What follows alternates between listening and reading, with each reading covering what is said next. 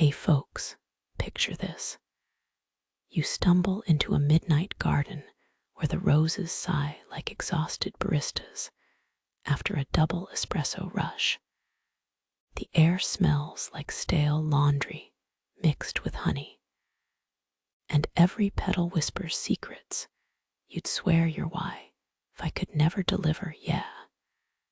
It's a little creepy, but also oddly comforting. Before we drift any further, smash that like button if you love getting lost in weirdly beautiful nightmares, and drop a comment telling us the strangest scent that's ever haunted your dreams. Now dim the lights, toss a pillow behind your back, and let's slip into the soft glow of moon-washed lilies that flicker like phone screens on a silent night.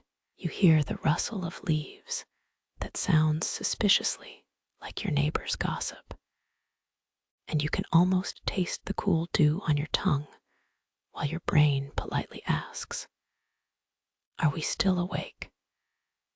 It's the kind of garden that would make a 90-year-old grandma swap her knitting for a VR headset, yet feels as familiar as scrolling through endless memes at 3 a.m. So ready to wander where the flowers gossip louder than your group chat. Let's wander together, because if you're not dreaming, you're just missing the party in that picturesque village of Blossom Vale, where the petals of flowers danced like the whispers of old wives at a knitting circle. Lived an unassuming dreamer named Alara. Her days were spent among an enchanting riot of colors in her grandmother's garden, a thriving tapestry of flora that smelled like sweet nostalgia, mixed with a hint of earth and morning dew. Imagine a place where daisies dared to converse with delphiniums, and roses shared secrets with thorns, all while the wind giggled through vibrant leaves overhead. This garden was no ordinary patch of land. It was a realm bubbling with stories, hidden wonders, and oh yes, the occasional eager bumblebee ready to deliver the latest floral gossip. But for all its magic, there was a mystery here, wrapped in petals and pollen, waiting for the right dreamer to uncover it. A butterfly's wing fluttering just out of reach, teasing the senses into wonderment and longing. Now, Alara was not your garden variety horticulturist, no pun intended, but a soul with a heart that beat for adventure. With tousled hair that danced in the breeze and eyes sparkling like dew-kissed spider webs, she had a knack for coaxing blooms into song. She would spend hours listening to the flora, her imagination soaring as high as the blue jays overhead, dreaming of hidden realms and magical possibilities. Yet, beneath her soft-spoken charm lay a fearless heartbeat, yearning to peel back the layers of the ordinary and sip the nectar of the extraordinary. Oh, how she wished for the day when a mystical creature would pop up, cape fluttering, screaming, "Follow me to Narnia." Not that she was picky about her fantasy adventures. It was on one such serendipitous evening, as the sun dipped low and painted the sky in hues of amber and lavender, that the extraordinary began to unfurl. Alara wandered deeper into the garden, the air thick the scent of honey and the soft, captivating hum of crickets preparing for their nightly symphony. It was then that she stumbled upon a bloom, unlike any other, a flower that sparkled as though it had stolen starlight from the heavens themselves. A soft, melodic voice floated through the air, laced with an eerie familiarity that tickled her curiosity like a feather in her ear. This enchanting call was more gripping than a Netflix cliffhanger, pulling her closer to the flower that seemed to shimmer with untold secrets. As she leaned in, the flower's petals stirred with an otherworldly energy, whispering promises of odysseys beyond the mundane life of Blossom Vale. "Step into my embrace, dear dreamer," it sang, each petal quivering as if performing a delicate ballet, with a heart pounding like a drum solo at an epic concert. Alara felt an undeniable pull, a sensation akin to riding the famed teacups at Disneyland, thrilling, yet slightly nauseating. Her fingers danced over the silky petals, and just like that, reality began to blur. The garden shimmered and faded, pixelated like a retro video game glitch. She vanished into a world that stretched beyond her wildest reveries, where colors sang and flowers giggled like giddy children on a sugar high. What lay ahead was a tapestry of dreams and whispers woven from the very fabric of her imagination. Alara found herself wandering through fantastical landscapes where flowers conversed in charming dialects, embarking on dialogues more wild than the cast of a reality show. The air was scented with sweet sugar plums and pine, and every turn held the promise of delightful curiosities. Each step echoed with laughter and the allure of unexpected marvels, a place where even the grumpiest daisy wore a silly party hat. As she embraced this floral realm, the young dreamer instinctively knew this was only the beginning of her journey, a foray into the unknown, where the ordinary surrendered to the enchantment of the whimsical. As Alara crossed the threshold into the shimmering garden, a wave of fragrance washed over her, a blend of sweet nectar and earthy dew that tickled her senses. It was as if each flower had tiptoed through a bakery and borrowed the secrets of frosting. With every step, she felt the soft petals brushing against her skin, like a friendly slap from an overzealous houseplant. The vibrant colors danced in the dappled sunlight, their luminescence glowing like neon signs in a retro diner, guiding her deeper into a world where flowers weren't just for decoration. They were alive with stories of ancient enchantments and long-forgotten lore. As she wandered further, each flower began to sway in sync, whispering secrets of their own existence. There was the luminous lily that spoke of moonlit gatherings to honor the stars, and the verdant violets that giggled about mischievous pixies playing pranks on unsuspecting travelers. Alara found herself chuckling at the cheeky lilacs that swore they could outsnore the village's loudest rooster. A tapestry of history unfurled around her, each bloom a thread woven into the grand design of this magical realm, stirring in her a sense of belonging and wonder that felt almost nostalgic, as if she had strayed into a dream she never wanted to wake up from. Yet, just as the stories began to anchor her in this whimsical paradise, a sudden gust of wind barreled into the garden like an unwelcome guest at a tea party, eager to ruin the fun.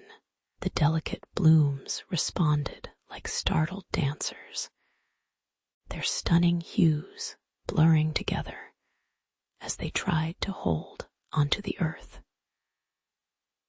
Alara's heart raced. It felt as if Mother Nature had flipped a switch, and the harmony she had just basked in teetered on the brink of chaos. To save the blooms and their stories, she had to step up, channeling her inner superhero, cape not required. But maybe a flower crown wouldn't hurt.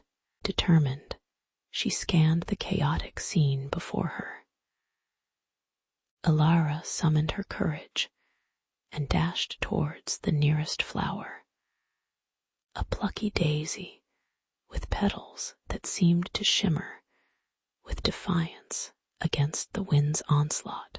"Hold on tight, little buddy," she shouted, gripping its stem as if they were in a gripping action movie, racing against time.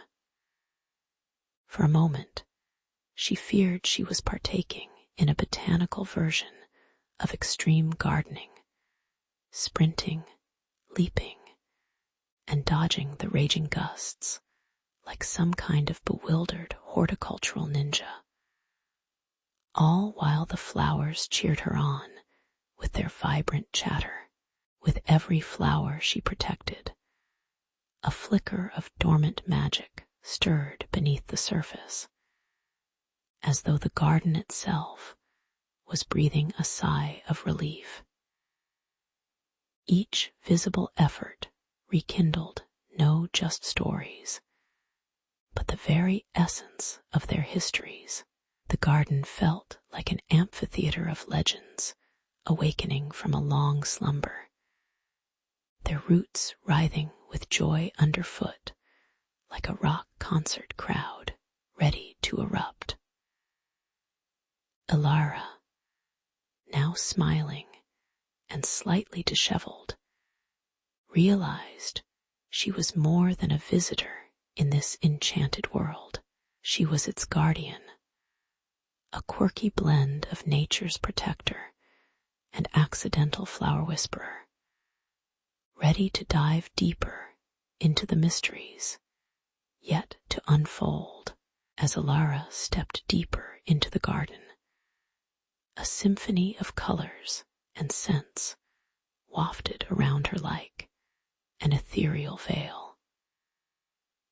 The once vibrant blooms seemed to hang their heads under an unseen weight, draped in an air of melancholy that tugged at Alara's heartstrings. She had always found solace among flowers, but today they felt like a choir muted by a cruel conductor. It was in this rapt silence that she stumbled upon a figure of regal grace, standing like a statue carved from the dreams of poets and the hopes of children. Adorned in a crown of blossoms, the guardian of the garden gazed down at her with wise, knowing eyes, like a grandma who has seen too many holiday dinners gone wrong, yet smiled through it all, with a voice that echoed through the garden like a whispered secret. The guardian unveiled the truth that had lodged itself in the pit of Alara's stomach. The flowers, once chatterboxes of color and cheer, had fallen silent, cursed to suffer unless a true dreamer restored their spark. In your heart, young one, the guardian intoned, lies the potential to awaken them, if only you can confront your greatest demon, your fear of inadequacy. The words struck Alara like a bolt of lightning sure. She'd never been a top-tier mermaid in a sea of dolphins, but who wants to be a dolphin anyway? Yet as she marinated in those thoughts, the air around her thickened with the scent of wilting petals, and a sense of urgency began to flutter through her chest like a trapped butterfly. Dread clawed at Alara's mind as she navigated the spectral paths of her memories, each step pulling her deeper into the shadowy woods of her past, where her fears resided like trolls under a bridge. She recalled the time in 4th grade when she'd been unceremoniously dethroned from class president by a kid named Mark, who threw glitter bombs for votes. Mark's smug face had haunted her dreams for years, much like the way your socks haunt you when one of them always goes missing in the laundry. The thought of revisiting those moments made her stomach churn. Yet as she walked, she could feel the flowers responding to her agitation. Petals drooped, colors dulled, and a soft sigh echoed through the garden like the aftermath of a bad punchline. Alara inhaled deeply, drawing in the mingled scent of earth and fading blooms, a perfume both intoxicating and sorrowful. With each fleeting memory, she recalled her canvases splattered with dreams too big for her brush strokes. What if I'm not good enough? She muttered, echoing the insecurities that lingered like unwanted house guests. But in the moment that doubt reared its ugly head, she noticed a small cluster of flowers nearby shimmering faintly, their light flickering like a TV on the fritz. Maybe, just maybe, their light was tied to her courage. If she could rise above her trembling fears, the blooms could shine once more. Feeling the weight of urgency pressing against her chest like a giant marshmallow in an emotional food fight, Alara steadied herself and faced the swirling darkness of her memories. She realized that it was not the shadow of inadequacy that defined her, but the fire of resilience waiting to be ignited. Taking a deep breath, she summoned her inner dreamer. Yes, even Hermione Granger had her doubts at times. To her surprise, as she stood tall and believed in her own worth, a glorious brilliance washed over the garden, the flowers blooming full and vibrant, their laughter echoing like the jubilant notes of a long-lost symphony. In that moment, Alara understood that salvation lay not just in rekindling the light for others, but in illuminating her own path. And perhaps, just perhaps, there would be a happy ending after all, on a morning painted with the soft hues of dawn. Alara found herself trembling before the towering figure of the guardian, a mystical being wrapped in vines and illuminated by the golden glow of the rising sun. It was as if the very garden had drawn a deep breath, holding its essence captive in the air like a secret ready to be shared. With every heartbeat, the whispers of the flowers wrapped around her like a warm blanket, coaxing her to shed her insecurities like a snake molting its skin. This is it, she thought, her heart racing with anticipation, as if she had just been told that donuts were calorie-free. An exhilarating rush of possibility filled her spirit and urged her forward. The air smelled sweet, like spun sugar and adventure, buzzing with the promise of change as the guardian's eyes glimmered like dew-kissed petals, a silent invitation to step into her destiny. With a surge of determination, Alara grasped the ethereal thread of her dreams, weaving them into the very fabric of her being. The courage bubbled within her, a fizzy soda of fantastical dreams awakening from its long slumber, convincing her to embrace her true self. She felt the warmth radiate from her heart, spreading outward like ripples in a pond, awakening sleeping flowers who had long been muted under a shroud of silence. It's showtime, folks, her heart sang, and just like that, she began to release her newfound power with a whimsical flick of her wrist, as if she were casting out confetti at a parade. The air crackled with energy, each fractal of possibility dancing in rhythm with her heartbeat, setting the stage for the magic to unfold. Then, in a glorious eruption, the flowers responded to her call, their brilliant colors igniting the garden like a fireworks show on New Year's Eve. Reds, yellows, and purples exploded into existence, painting the scenery with splashes of color, brighter than a pack of highlighters forgotten on a sun-drenched windowsill.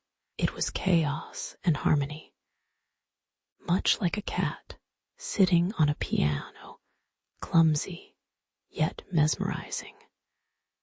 As the flowers began to sway and vibrate, shaking off the dust of their curse with jubilant abandon, the once muted petals unfurled, exuding delightful fragrances that enveloped her like a fragrant cloud of nostalgia, reminding her of sun-soaked picnics and laughter shared among friends. The scents, a heady mix of jasmine, lilac, and a hint of something refreshingly unknown, twined around her mind, coaxing out memories of laughter, love, and boundless joy. As if orchestrated by the hands of a master conductor, the garden came alive with sound, a melodious chorus that rose to the heavens like the crescendo of a symphony. Alara stood in wonder, overwhelmed by the symphony of whispers and sighs. The flowers, once silenced, now bursting forth in a cacophony of their own silly stories and timeless secrets. Each bloom shared a note, an echo of centuries filled with dreams, rivalry, and an occasional petal-pulling argument that was so ridiculous. It could have belonged in a sitcom. The crowd of flowers communicated their delight, weaving silly puns into the air, their voices dancing together like old friends reunited at a coffee shop. In that moment, Alara realized that she was not just a spectator in this vibrant garden.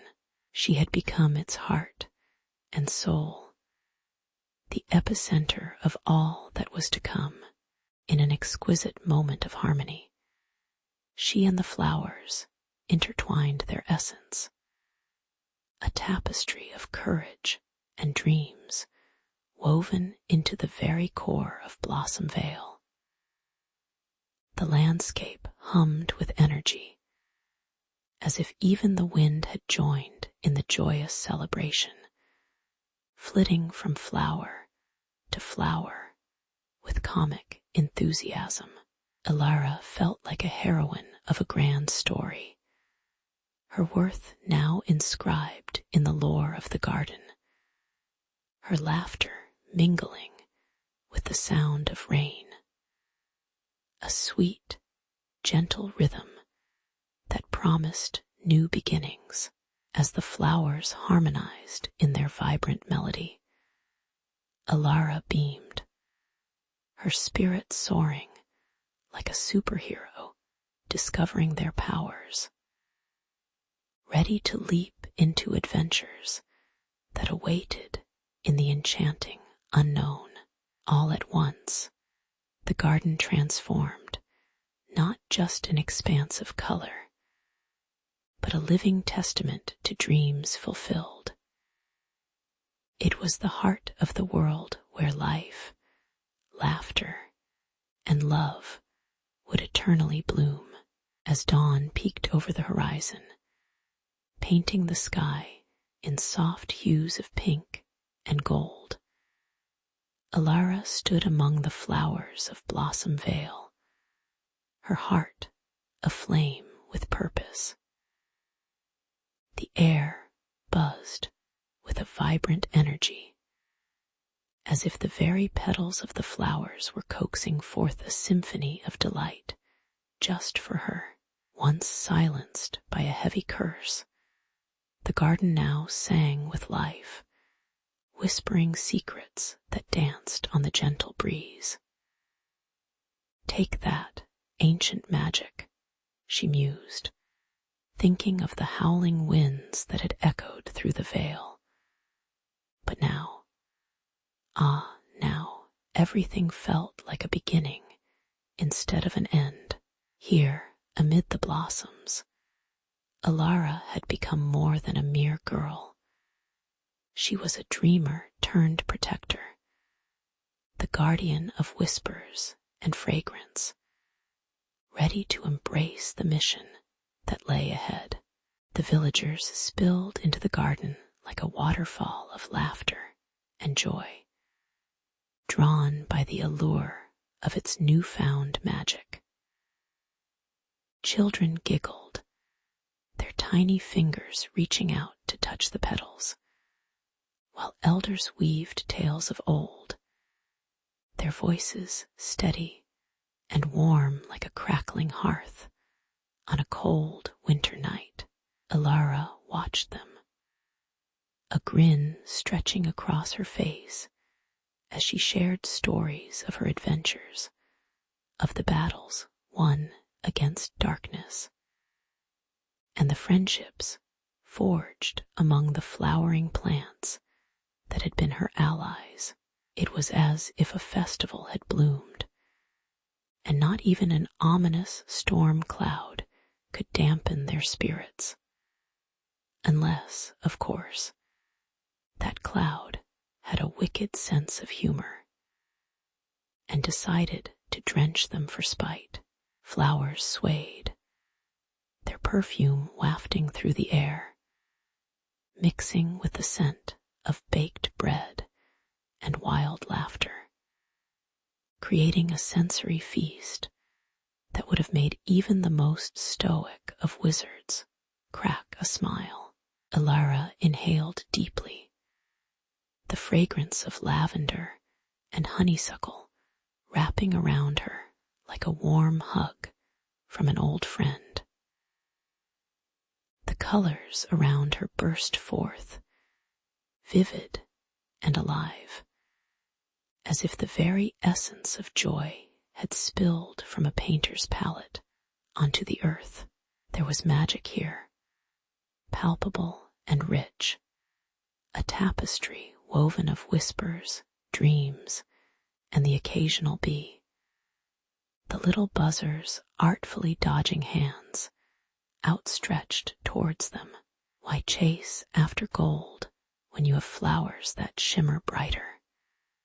She joked to herself, recalling the stories of greedy knights who'd rather pillage than appreciate the beauty blooming beneath their swords. No more would the vale thrive in shadows. Every blossom here now had a story to tell, a secret to share with those willing to listen. With an air of determination, Alara knelt down, pulling aside a few weeds that dared to intrude on her floral kingdom. It was a small task, but each plant was a friend, deserving careful attention and a bit of TLC, tender loving care. As her grandmother used to say, while cradling a wilted geranium like it was the holy grail. The texture of the soil, rich and dark, crumbled between her fingers like chocolate cake, and she chuckled at the absurdity of gardening. Here she was, a dream protector, plunging her hands into dirt, all for the sake of beauty and secrets that could easily float away with the wind. There was irony in the scene. Once a frail girl yearning for acceptance, Alara now found strength among these very blooms, her laughter mingling with the rustling leaves like a soundtrack to a film that had just begun shooting its grand finale. And so, with every drop of sweat and every joyous note sung by her villagers, Alara vowed to nurture this enchanted bond with her garden. She would cultivate the dreams buried deep within the petals and preserve the secrets that made this place an eternal haven. As the sun ascended higher in the sky, Alara felt the weight of her promise like a shimmering cloak around her shoulders, fluffy, but with an unmistakable heaviness that reminded her of the importance of her role. Together, they would bask in the garden's glory, ensuring that the whispers of the flowers would forever resonate in the hearts of all who wandered through. Just like the most enduring riffs of a classic rock song that refuses to fade from memory, with each story shared and every laugh exchanged, Blossom Vale transformed into a tapestry of hope, a reminder that sometimes the most magical of journeys begin in the simplest of gardens, in a hidden corner of the world, where the air wraps around you like a warm embrace, lay a remote village steeped in myths and whispers. Here, every cobblestone path seemed to hum with the laughter of wayward spirits, and the owls hooted secrets only the moon could decode. Among the villagers was Alara, a curious girl whose imagination often took flight, soaring far beyond the mundane routines of laundry and livestock. Armed with nothing but an insatiable thirst for adventure, and her unyielding belief in the extraordinary, she stumbled upon an ancient map tucked away in her grandmother's dusty attic. The map, frayed but enchanting, hinted at an enchanted orchard bursting with mystical trees and fruits forgotten by time. Talk about a treasure hunt worthy of Indiana Jones, minus the snakes. With each stroke of her finger over the faded ink, Alara felt destiny nudging her forward into the unknown. Excitement bubbling in her chest like a shaken soda can ready to fizz over as Alara ventured beyond the familiar fields where daisies danced under the sun like joyful children at a festival. She felt the winds conspired to tell her the orchard's secrets. The fragrance of wildflowers enveloped her, mingling with the earthy smell of loamy soil, while the sweet notes of ripe fruits lingered in the air like the scent of a freshly baked pie. Each step felt like a passage through time, wrapping her in golden strands of anticipation. However, it wasn't long before Alara encountered a sleek, emerald-eyed fox lounging atop a sun-kissed boulder, his fur glimmering in the sunlight like the treasure at the end of a pirate map. "I suppose you're here for the orchard too," the fox quipped with a smirk, dripping with charm as though he'd just stepped out of a Disney movie. Quite the unexpected twist. Little did she know, this was no ordinary fox. His name was Scylla's, and he claimed to be the guardian of the orchard with a penchant for dramatics and an impressive repertoire of puns. Scylla's, whose mischievous demeanor rivaled that of Loki from the Marvel Universe, beckoned Alara to follow him through a winding path, adorned with ancient trees that whispered secrets to each other. The ground squished beneath her boots, releasing scents of damp earth and decaying leaves, definitely not the most luxurious scent combination. But hey, this was adventure, not a spa day. Laughter and playful banter flew between them as they traversed grassy knolls and over babbling brooks, Alara's heart racing with joy and trepidation, the duality painting her cheeks with vibrant hues.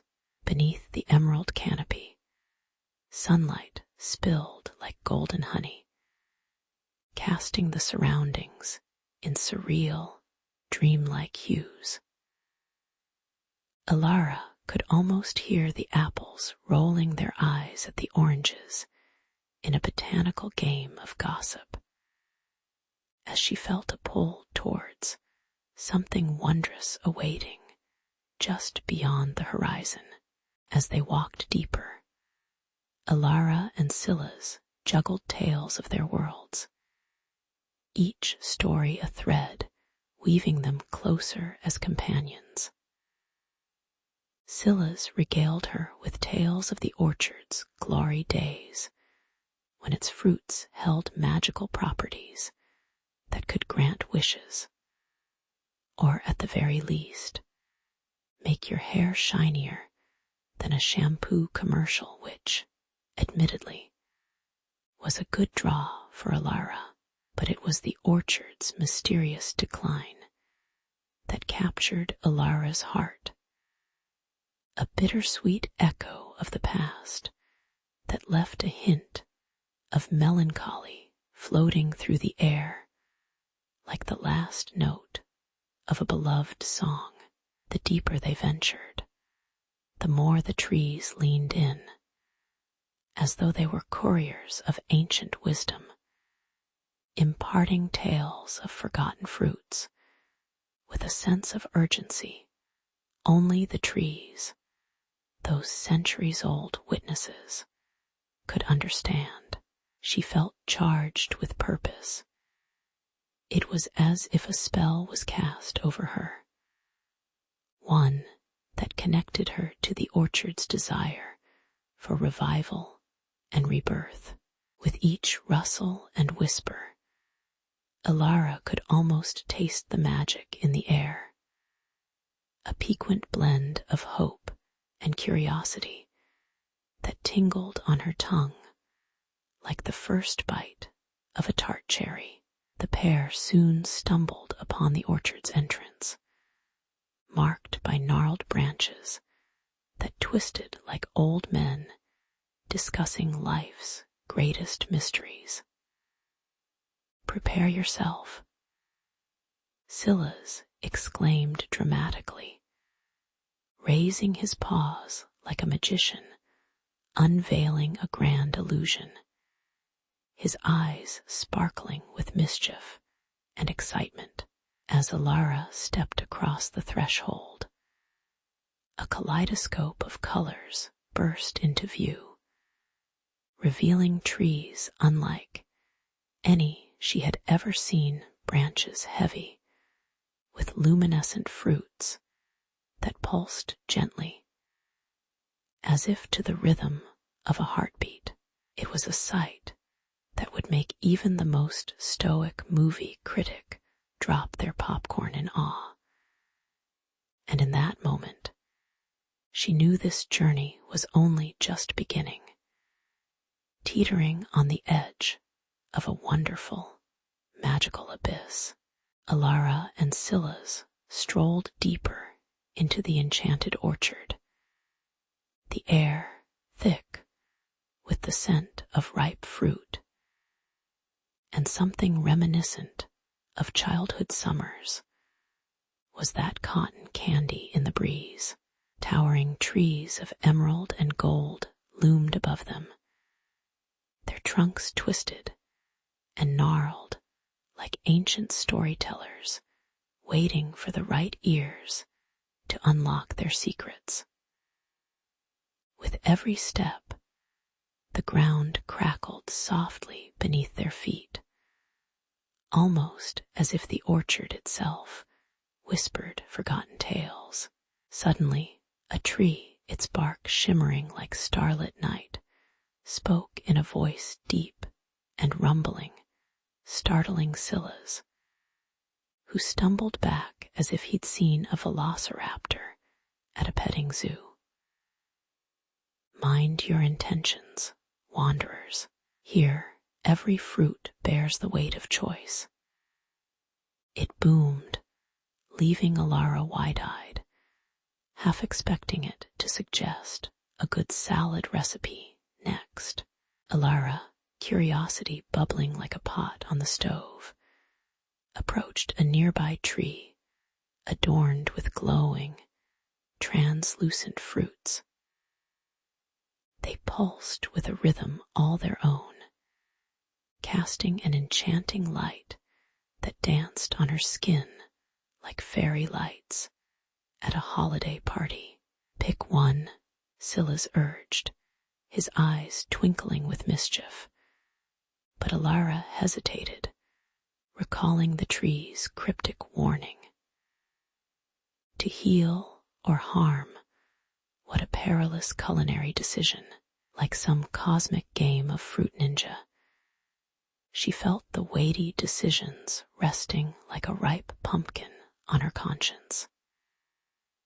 She plucked a gleaming fruit, and as she did, a shiver ran through her, entwining her fate with the orchard's unpredictable magic, just as Alara was about to take a bite, because who could resist glowing fruit, really? An icy wind swept through the orchard, pricking at her skin like an uninvited chill at an indoor wedding. A cloaked figure emerged from the shadows, her presence like a dark cloud over the sun. Morwenna, the malevolent sorceress of local bedtime stories that had crept into Alara's childhood nightmares, glared at them with eyes as sharp as a pair of barber's scissors. Step away from those fruits. They are not for the likes of you. She sneered, her voice dripping with malice, each word landing like a heavy stone dropped into a tranquil pond. The air thickened with tension. It felt like the climax of a bad horror movie, where the characters inexplicably stepped toward danger instead of away. As the confrontation escalated, Alara couldn't shake the feeling that this battle was as much about the orchard's mysteries as it was about her growing confidence. Memories of orchards past flooded back, days spent raiding trees with her friends, filling their pockets with stolen fruit like tiny, fruity treasures. But this was no ordinary orchard. This echoed with ancient stories of love, betrayal, and dark magic. Morwenna's connection to the land was as twisted as a pretzel at snack time, steeped in shadows and regret, a haunting melody that warned of dangers long forgotten. Alara felt an electric pulse in her fingertips, an understanding dawning. With each bite of the enchanted fruit, they were the architects of their destiny, wielding the power to either heal the orchard or doom it to darkness. With Scylla's by her side, Alara summoned her courage, making a choice that would either send them to glory or doom them to dramatic monologues about lost adventures in the underworld. Take one step closer, and I will unleash the magic of this orchard upon you, Morwenna, she declared, her voice quaking yet fiercely resolute. The orchard held its breath, the trees quivering like popcorn in a hot pan, while glowing fruits shimmered in anticipation. Morwenna's eyes widened with a mix of disbelief and fury, like the last slice of pizza at a crowded party, sparking the fierce competitive spirit within. As they faced off amidst the enchanted grove, Alara sensed that their destinies were entwined with the very essence of the orchard, teetering on the edge of chaos and wonder, a thrilling narrative ready to unfold. As the sun dipped low, casting elongated shadows across the enchanted orchard, Alara and Scylla's found themselves sprinting like characters in a frantic video game. The rustling leaves overhead whispered secrets of betrayal as Morwenna's minions thudded relentlessly behind them, their footsteps sounding like the booming drums of doom. Alara's heart raced, synchronizing with the rhythm of danger. A wild symphony of adrenaline pulsed through her veins. Just when Scylla's with his wild, curly hair and a grin that could charm a squirrel, thought he'd run out of clever ideas. The air shimmered, and a wise old tree emerged, its bark etched with stories older than time itself. Head to the grove of whispers.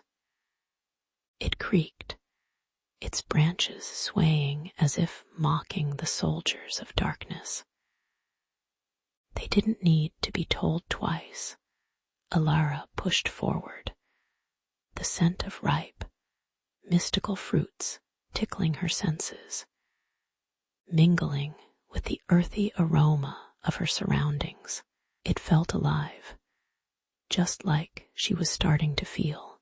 With each step deeper into the orchard, the shadows thickened, wrapping around them like a cold blanket on a stormy night.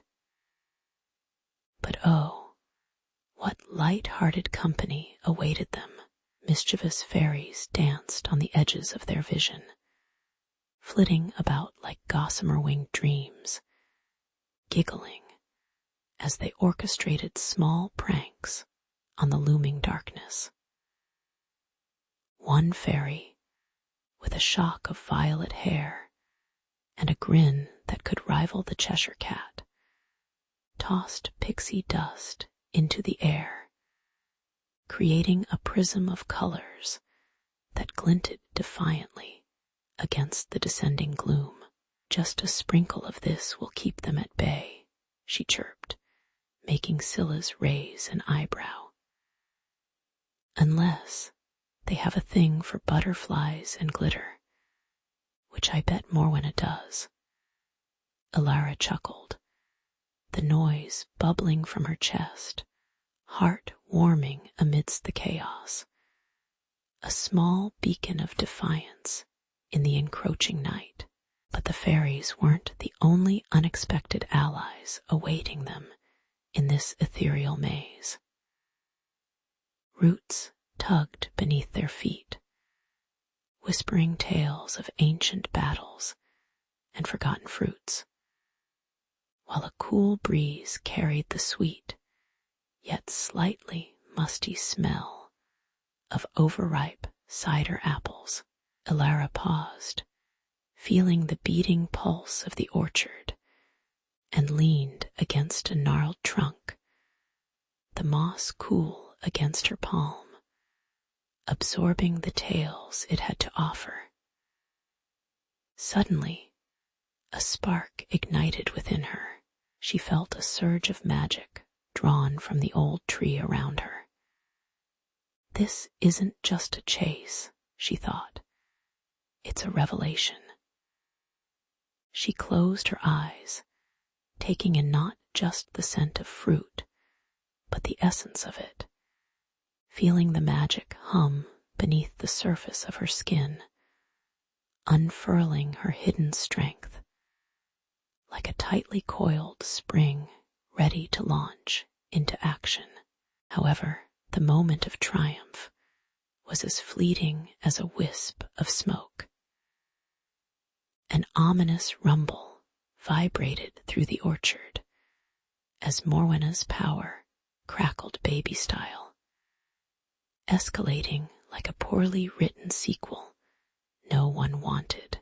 She felt it, creeping through the air like sour milk, a palpable menace that curled her stomach.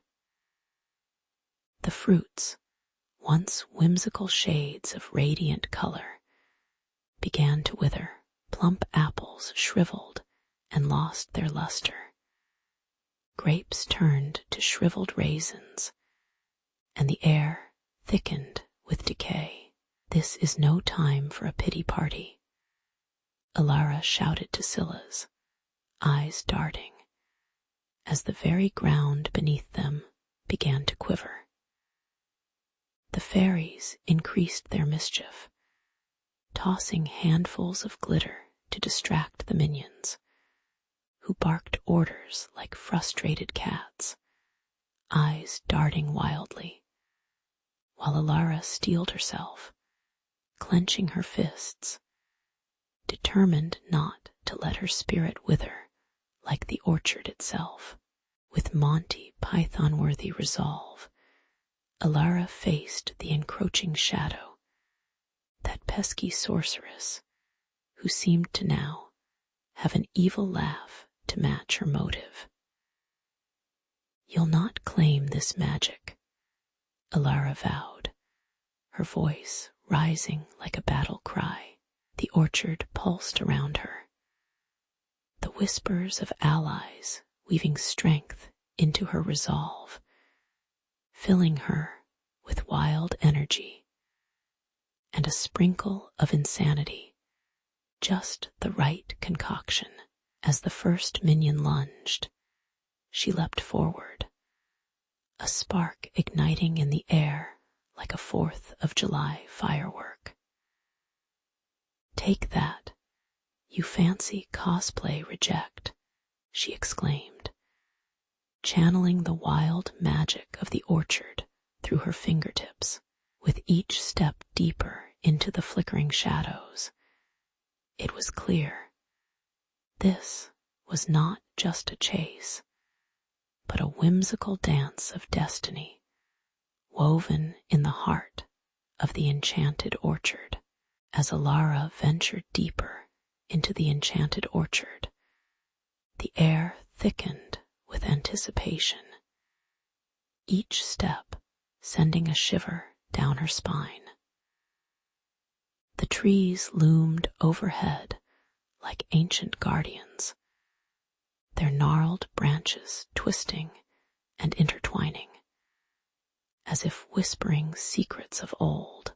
The vibrant fruits that once dangled seductively now appeared like sinister gems, glistening with a malevolent sheen under the dappled sunlight. In the distance, the wicked laughter of Morwenna echoed, each cackle striking like a bell, tolling the inevitable gloom. Alara felt the weight of her fear pressing against her chest.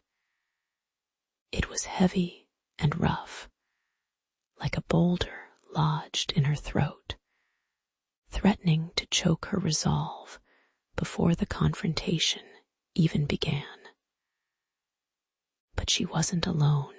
Silas stood resolute at her side, his presence a steady beacon amidst the encroaching shadows, reminding her of what they fought to save. The moment she laid eyes on Morwenna, the witch's figure seemed an amalgamation of every dark fantasy and nightmarish tale that had ever been spun around a campfire, cloaked in swirling mists that smelled faintly of rotting fruit and betrayal. Morwenna basked in the malignant glow of the fruits she had ensnared, their colors screaming of splendor, yet tinged with decay. "You think you can take back what's mine," she crooned, her voice liquid and slippery, like trying to wrestle with an octopus made of malice. In that instant, the gravity of Alara's quest crystallized. She was not just fighting for magic, but for the very essence of the orchard she had come to love. Each fruit held dreams, hopes, and the laughter of spirits, and Alara had no intention of letting Morwenna squeeze the life from them like a villain in a Saturday morning cartoon. With a deep breath, she summoned every flicker of courage she possessed, preparing for the storm that was about to break. With a roar that would put a lion to shame, Alara charged ahead, her heart pounding like a drum at a medieval festival, resounding with every footfall on the soft, lush carpet of moss. The spirits of the orchard swirled around her, a kaleidoscope of light and essence, galvanizing her spirit as they whispered words of encouragement and ancient chants that tinged the air with energy. It was like being enveloped in a warm embrace of nostalgia and hope, the sort of feeling you get when you realize your favorite song is playing on the radio. Yet, in this moment, the stakes were life or death. As she neared Morwenna, Alara's hand clasped around the stem of a radiant golden plum, one of the last untouched fruits, almost vibrating with latent power. The fruit radiated warmth, the kind you might feel sunbathing on a summer's day. And suddenly, her fears shifted. They transformed, taking on a new shape, familiar yet monstrous, like encountering a friendly-ish old pet that had grown fangs. Morwenna's eyes widened as she sensed Alara's resolve, a flicker of something akin to fear playing across her wicked features.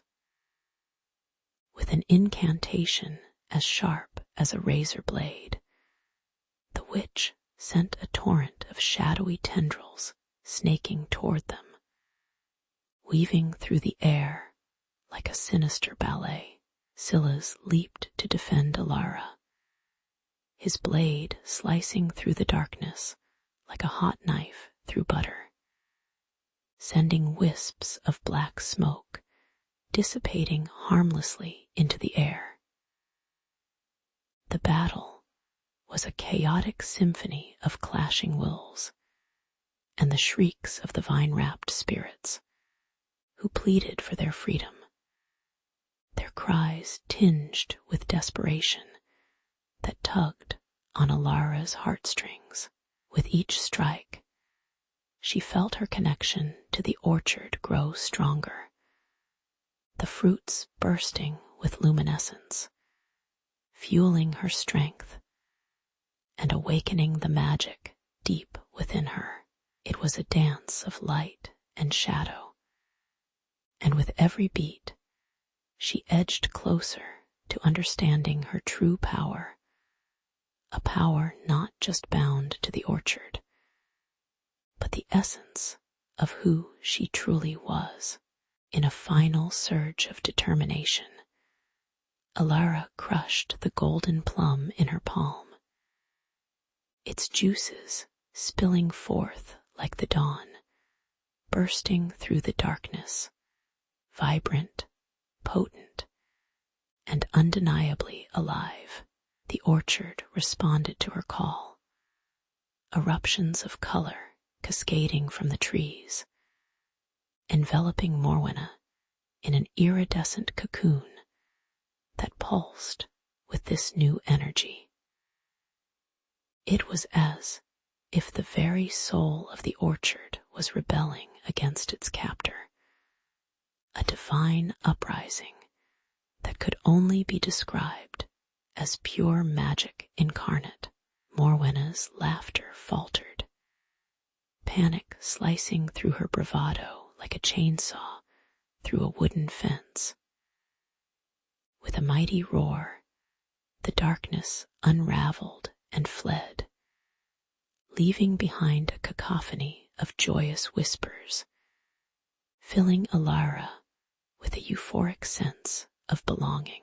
She had confronted her fears and emerged victorious, not just reclaimed the magic, but solidified her journey into becoming the guardian of this enchanted realm she now called home. The dawn broke over the enchanted orchard like a shy maiden peeking from behind a curtain, its light casting golden rays on the dewy grass. Alara and Silas stood amongst the gnarled branches, remnants of their fierce battle with Morwenna still lingering in the air like the smell of burnt toast after a kitchen mishap. With her defeat, the dark clouds lifted, revealing the vibrant hues of the orchard's magical landscape. The reds of the ruby grapes practically danced atop their vines, while the luminescent yellows of starfruits twinkled like the night sky. For the first time in ages, peace hummed through the leaves, invigorating both the flora and the weary hearts of the orchard's guardians. They could almost hear the revitalizing laughter of trees warming up for a good story, each telling tales of ancient dances beneath the moonlight, where fruit would sway in rhythms long lost to time. Once again, the orchard thrived, and with it began the reparative work of nature, wrapping the land in a vibrant tapestry of life and color, far removed from the shadow of Malisville's former ruler. With joy bubbling like a fizzy drink on a hot summer day, Alara brought her hands together, announcing, "This calls for a celebration." Scylla's raised an eyebrow, half smirking, half concerned that exuberance might attract a wayward rogue or two. One could never trust the wandering witches or ill-mannered sprites. After all, they picked the ripest enchanted fruits to create a feast fit for the kingdom, which soon transformed into a veritable banquet table, overflowing with dazzling colors that shimmered like disco balls at a 70s party. There were pies steaming with fragrant cinnamon and crisp apples that crunched merrily upon each bite. The laughter danced through the orchard, drawing creatures from the corners of the woods. A family of squirrels, twitchy and curious, peeked out from behind a vibrant plum tree, offering support like a startled audience at a surprise flash mob. Every bite taken not only filled their bellies, but also revived the stories of old, weaving threads of friendship tighter than Grandma's hug after a particularly bad day. As the day rolled on, Alara made a life-changing decision, one that could rival even the greatest plot twists of fables past. She chose to remain as the orchard's guardian. Some may say it was a lofty role. Others might claim she was simply too fond of her new leafy companions to roam beyond the orchard's embrace.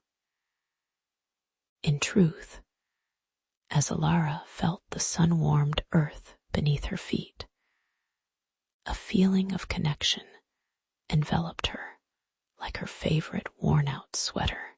This place, with its hidden stories and charming quirks, felt as ancient and vital as the air itself, and she had no intention of leaving it just to chase fleeting adventures elsewhere. Scylla's, ever the mischief maker, teased her about her newfound orchard mom status, promising to send her a postcard from the edge of the woods with tales of mischief. He'd surely get caught up in a promise that sparked laughter within the summer breeze. With Alara at the helm, the orchard continued to bloom and flourish, and the legends of its enchanted wonders spread far and wide, like the magnificent wildfire that nearly ruined the local brewery's pumpkin ale party a few summers back. Travelers ventured from distant lands, lured by tales of fruits that granted wisdom or groves that whispered secrets under the winter moon. Dressed in hand-me-down cloaks adorned with patches of memories, they explored the vibrant orchards, beaming like the first bulb of spring against the thawing ground. Occasionally, they'd stumble into Alara, plucking thoughts from her like ripe pears from the trees. Or maybe they would trip over a whimsical root, turning the scene into a slapstick comedy that would make Hollywood proud, regardless of their antics. Each visit enriched the orchard's lore, urging it to grow and adapt, not unlike an ancient tree learning to bend, but never breaking.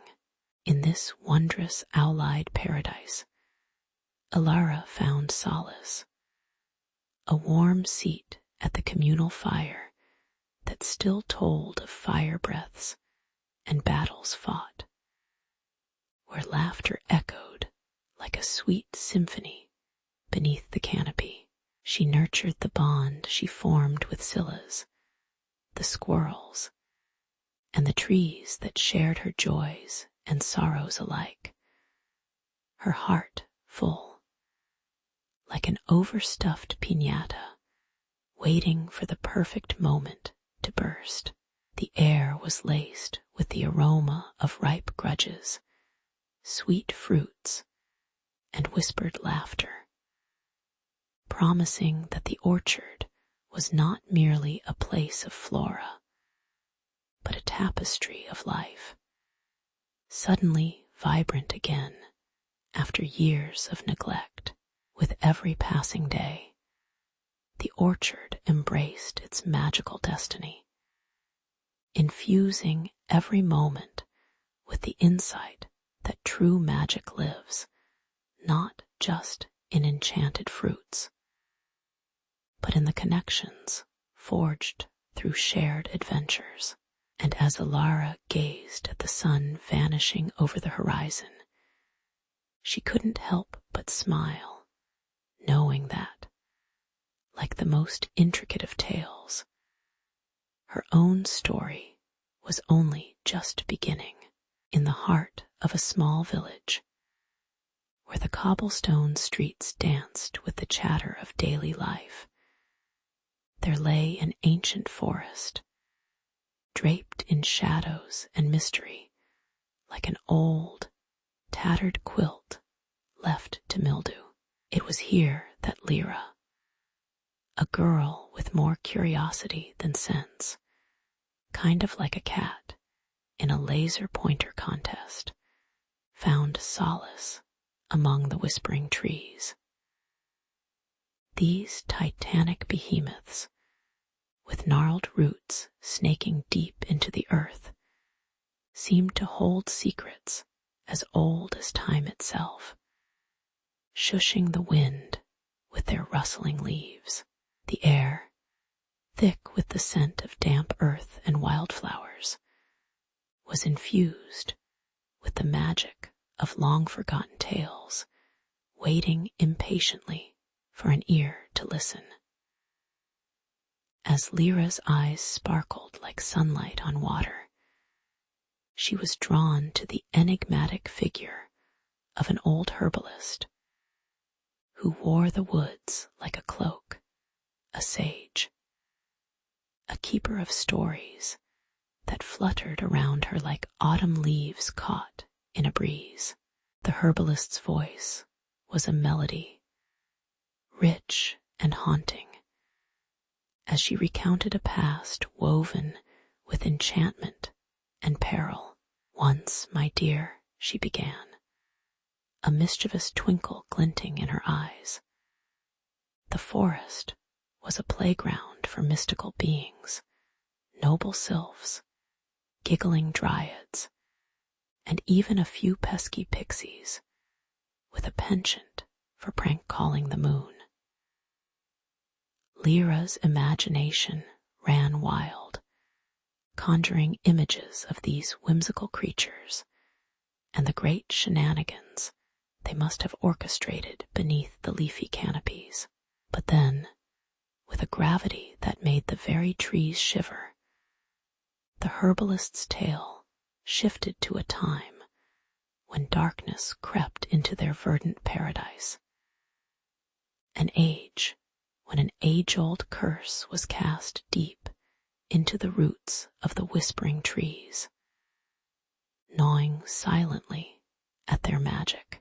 As the herbalist spoke, Lyra could almost hear the crackling energy of the past reverberating through the air, echoing like a ghostly radio station stuck between frequencies, fueled by a mixture of trepidation and adrenaline.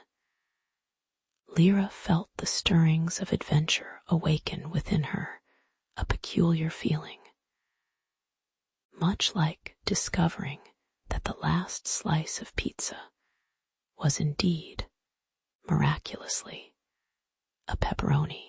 With each passing day, visions of the secret curse consumed her thoughts, and she could no longer resist the siren call of the forest. Armed with her trusty notebook and a pocket full of wildflower seeds, because who wouldn't want to grow a flower on the other side of an ancient curse? She ventured deeper into the foliage.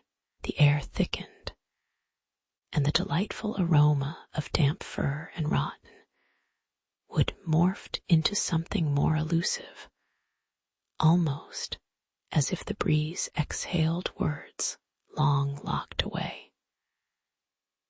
Lyra could feel a pulse beneath her feet, a heartbeat synchronized with her own, calling her to uncover the truth hidden in the whispers. As she plunged deeper into the enchanted woods, Lyra was greeted by the song of the trees, each creak and rustle telling tales of lost love, forgotten battles, and the kind of awkward family reunions that could make even a sitcom cringe. Birds flitted through the branches, their songs a delightful cacophony, punctuated by the occasional croak of a frog that sounded suspiciously like it had just binge-watched a drama marathon. But as the sunlight filtered through the leaves, casting dappled patterns on the forest floor, an eerie sensation flickered at the edge of her senses. The trees were watching. Would they join her adventure or scoff at her foolish ambition? Perhaps they were like the high school bullies of the forest, mocking her quest for answers while spinning wildly on their trunks. Lyra grinned, welcoming the challenge as she felt the magic swell around her, unearthing the thrill of being on the brink of discovery. With determination blazing in her heart like a flaming marshmallow on a campfire stick, Lyra pledged to unlock the mysteries tightly bound in the roots of the whispering trees. She pictured herself as an explorer, much like Indiana Jones, only with fewer snakes and more squirrels, and hopefully no ancient traps that would make her dance like a fool. As she meticulously sketched the peculiar symbols etched into the bark, she wondered what kind of troubles awaited an ancient spirit, a riddle wrapped in a joke, or perhaps a showdown with the local wildlife. Whatever it was, she was ready to confront the enchantments, unravel the stories, and maybe even light up her little village with tales that would render childhood bedtime stories obsolete. The air sparkled with potential, and Lyra could feel her feet moving towards the unknown, each step a whisper against the secrets of the forest, and she was determined to listen closely. In the back corner of the herbalist's cozy yet cluttered cottage, amid jars of dried herbs and snatches of forgotten lore, Lyra's fingers brushed against something decidedly more intriguing than a dusty spice rack, a worn map, yellowed at the edges and marked with ink that danced like the shadows in the flickering candlelight, lay half buried under a stack of parchment. The forest depicted on it was alive, a sprawling emerald tapestry with secret paths snaking like mischievous vines through its depths. The scent of damp earth filled her nostrils as she inhaled deeply, as if the very air vibrated with ancient secrets waiting to be unearthed. I should probably get an adventuring party together, she muttered to herself, sensing the absurdity of embarking on a quest armed only with a map and an insatiable curiosity, the kind that usually leads to epic tales or dinner party disasters. With the map clasped tightly in her hands, Lyra stepped outside, the sun filtering through the emerald canopy above, casting playful patterns on the ground. Each crack of twigs and rustle of leaves transformed into a symphony of whispers, a chorus that spoke of age-old wisdom and untold stories. The air was thick with the earthy aroma of moss and decaying leaves, a bouquet of scents that screamed, "Welcome to the wild." Yet, this welcoming was laced with an undercurrent of foreboding. Something deep within the forest seemed to beckon her further, promising revelations. Or perhaps a game of hide and seek with a horde of unwelcoming spirits. Did I just step into a Guillermo del Toro movie? She chuckled nervously, treading deeper into the heart of the woodland realm. As she wandered, the forest closed in around her, transforming the familiar sounds of chirping birds into a haunting melody of sighs and murmurs. A chill crept up her spine, and the hair on her arms stood at attention as she passed ancient trees that had weathered centuries, their gnarled branches bending low like the weight of their burdens. Crystalline dewdrops clung to their leaves, shimmering in the dappled sunlight like tiny spirits watching her every move. But rather than living creatures, Lyra soon sensed the restless spirits inhabiting the shadows, remnants of those who had trodden these very paths long before her. Great, just what I need, a ghostly welcome committee, she quipped aloud, though her heart raced, each beat interlacing with the haunting whispers around her. Then something shifted in the air, a sudden stillness that suffocated the forest's song. Emerging from the thick underbrush, a spectre materialized, a guardian draped in translucent veils that swirled like mist around its form.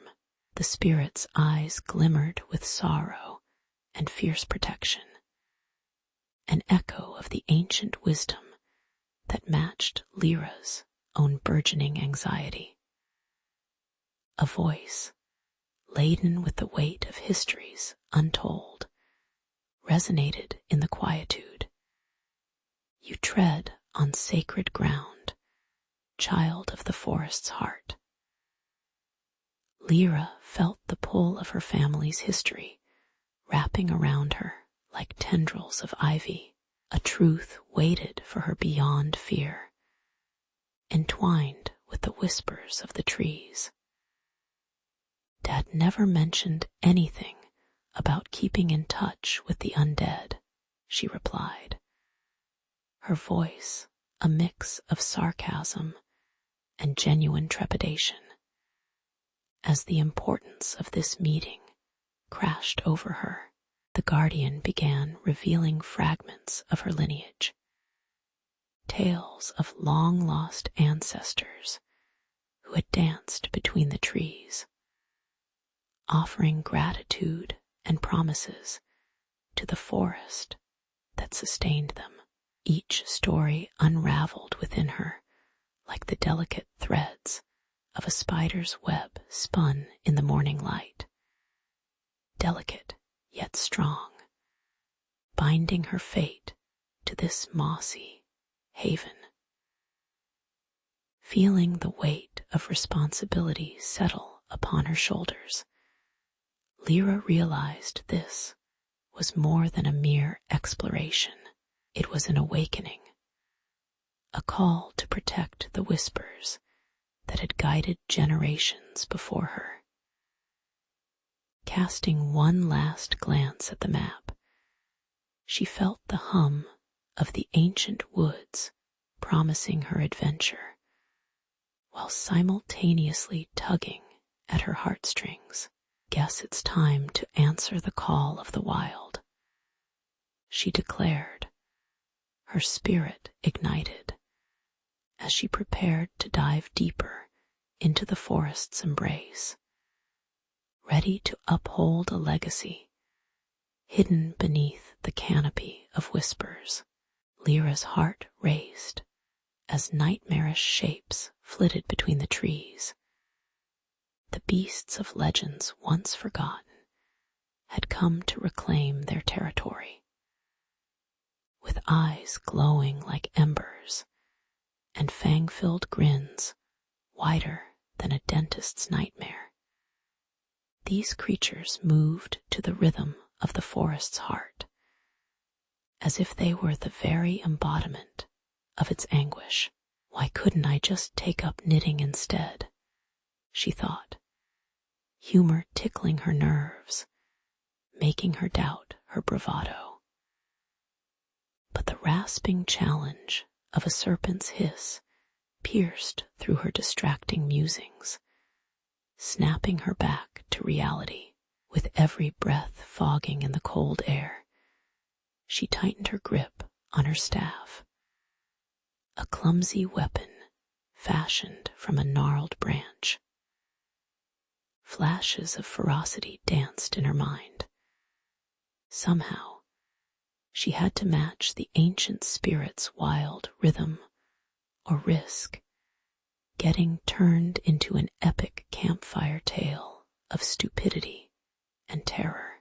Confrontation greeted her at each turn, forcing Lyra to embrace her resolve or get pulled into the spiral of creeping despair circling around her heart. Facing a particularly fearsome beast, its fur bristled and teeth dripping with shadow's remnants, she summoned a courage that tasted like copper and regret. But just as fear gripped her throat, visions filled with shimmering hope emerged from the whispers of the forest, wrapping around her like a soothing embrace. From the depths of the enchanted darkness sprouted glimpses of earlier laughter, faces framed in memories long lost. Here lay the true magic, a flickering beacon showing that the forest, though twisted and tainted, had birthed a friendship from despair. How much sweeter its redemption seemed now, if one were brave enough to venture into the heart of this chaos. That is, the gentle rustling of leaves began to rise in intensity, caught between a soft lullaby and a raging storm. With every beat of her heart resonating in tandem with the unrest of the forest, Lyra felt an unfamiliar power course through her veins, awakening fragments of strength buried deep under layers of self-doubt. If these ancient woods evolved from bonds of pure intentions, surely she too could contribute to that vital harmony despite her misgivings. It's not a heroic quest without a little drama, she chuckled, as if the forest might actually snicker back at her resolve. Each day spent in the verdant embrace sharpened her instincts. She was beginning to unearth the true reason behind this dreadful curse. Maybe, just maybe, all it needed was a pure heart, not unlike a superhero's, but without the spandex and cape. Yet doubts lurked like mischievous sprites, batting at her internal compass and asking piercing questions that echoed through the quietude.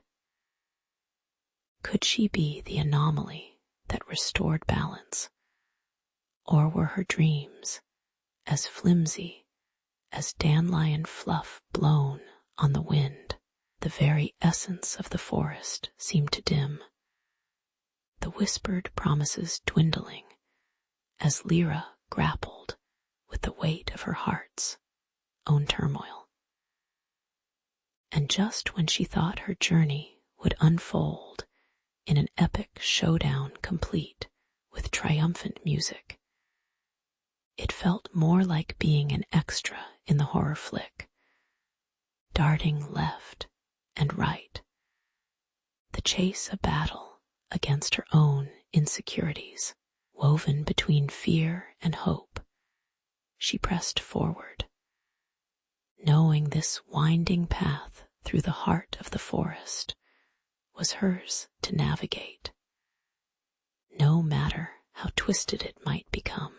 Deep within the ancient forest, where the trees stand like weathered giants draped in moss and mystery, Lyra felt the thrum of 1,000 whispered secrets vibrating through the air. It was as if the very ground beneath her feet pulsed with the heartbeats of those long forgotten. She had journeyed through twisted roots and shadowy thickets, her heart resolute yet heavy, leading her to this fateful confrontation.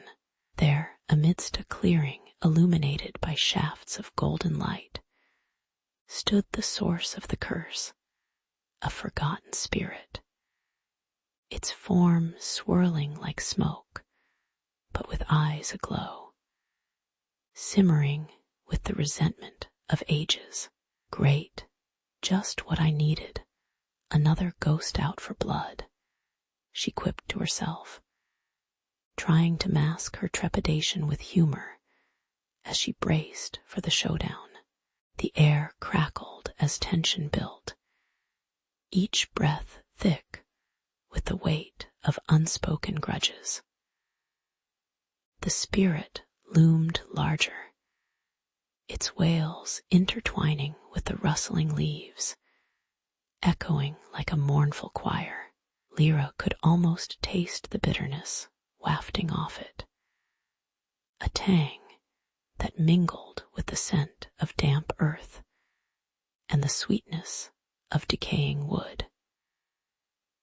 Clenching her fists, she drew upon her newfound strength, ignited by the countless voices of the forest, their wisdom and resilience wrapped around her like protective vines.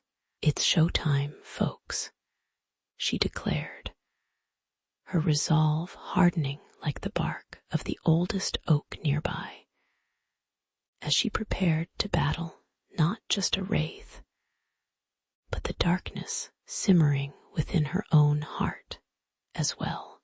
With a flash of determination, Lyra surged forward, her spirit crackling with light as she clashed against the swirling shadows of the spirit. Their struggle was an epic dance of light and darkness, her vibrant energy intertwining with the dark, murky tendrils of its resentment, each strike resounding like thunder through the forest. Energy pulsed around her, and with each movement she could hear the encouragement of the trees, their branches swaying in rhythm to her fight. Breathless, she felt both exhilarated and terrified, as if she were trapped in a movie where the hero had to wrestle not just the villain, but also the clock. The forest's fate hung in the balance, and so did her own potential for compassion or revenge. In that moment, Lyra realized that this battle was as much about freeing the spirit as it was about liberating herself from the chains of anger that had once defined her. Yet, as the clash raged on, a dizzying irony settled in Lyra.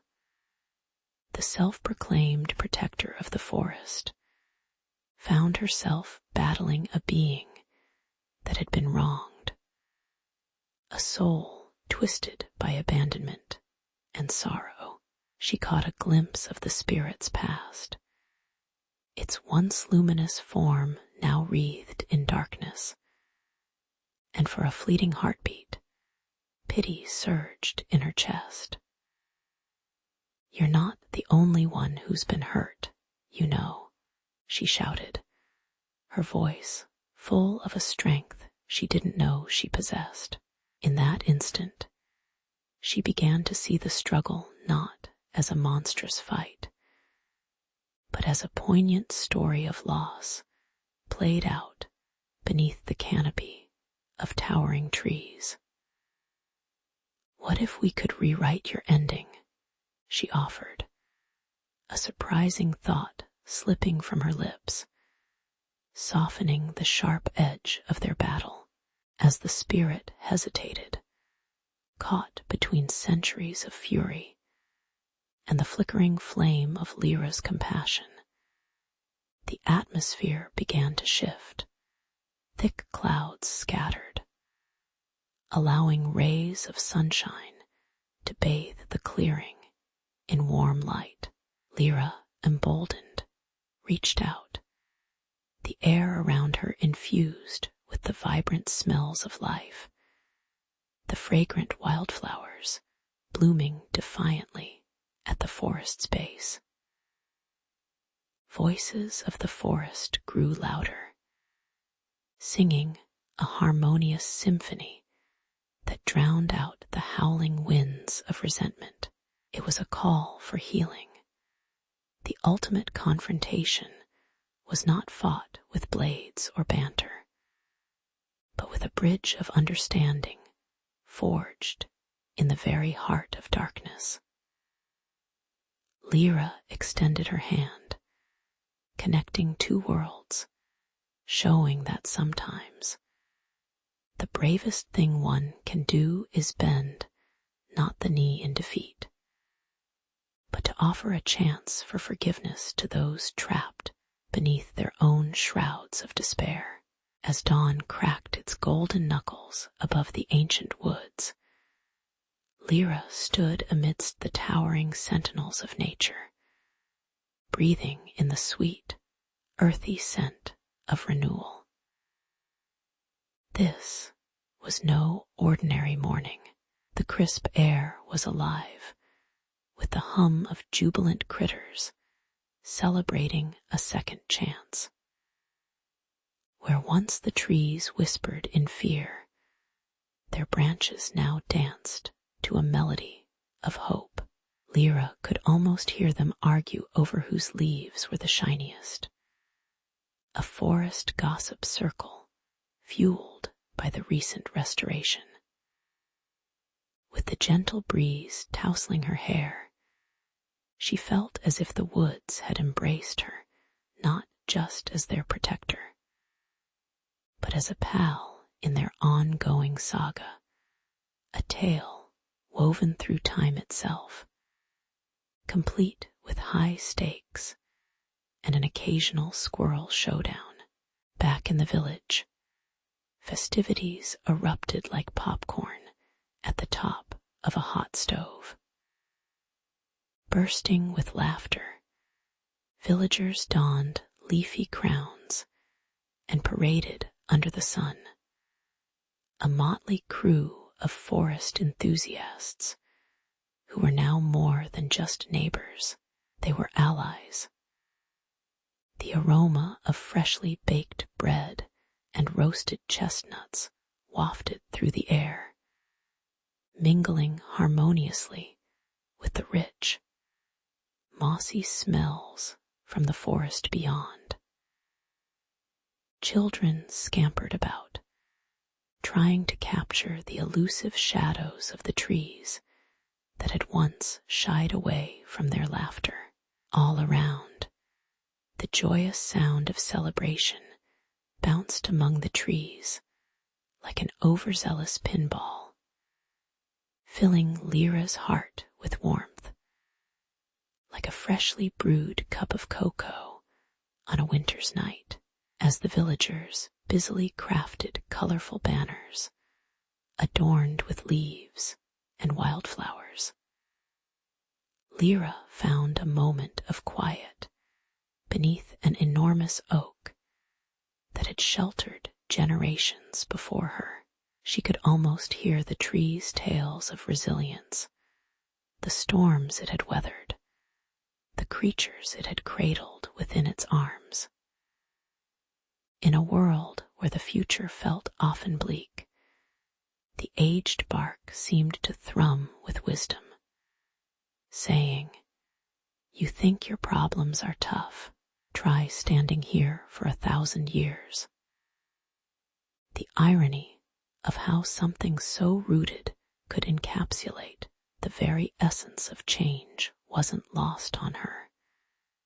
Every tree, every blade of grass had a story, and it was her task to share these hidden narratives with her fellow villagers, whose eyes shone with curiosity. Amidst the clamor, the elder of the village, a spirited woman with laughter lines etched deep from years of joy and mischief, called for attention. As her voice rippled like a creek through the crowd, she spoke of the fragile bond that had blossomed after the darkness had passed. Folks, today we celebrate not just our salvation, but the vibrant life swirling around us, the forest and village, intertwined like the perfect braid of hair, resilient and beautiful. Small hands reached upward, hoping to grasp bits of wisdom like eagles snatching up wayward mice. With her jubilant spirit stirring the hearts of many, Lyra felt the weight of her purpose grow lighter, as if a chain had snapped, freeing her to dance among the promises of tomorrow. With the sun dipping low, casting an enchanting palette of oranges and purples across the horizon. Lyra turned her gaze back to the woods, that living tapestry now alive with laughter and song. The moment felt cinematic, reminiscent of a dramatic rolling credit scene where the small screen heroes finally get their moment in the limelight. But she wasn't done, not by a long shot. The tales she had vowed to protect needed guardianship, lessons to pass down like an heirloom quilt made from the patches of history. And so Lyra stepped forth into the forest, not just to wander, but to ensure that these ancient whispers didn't fade into echoes, but sang sweetly for generations yet to come.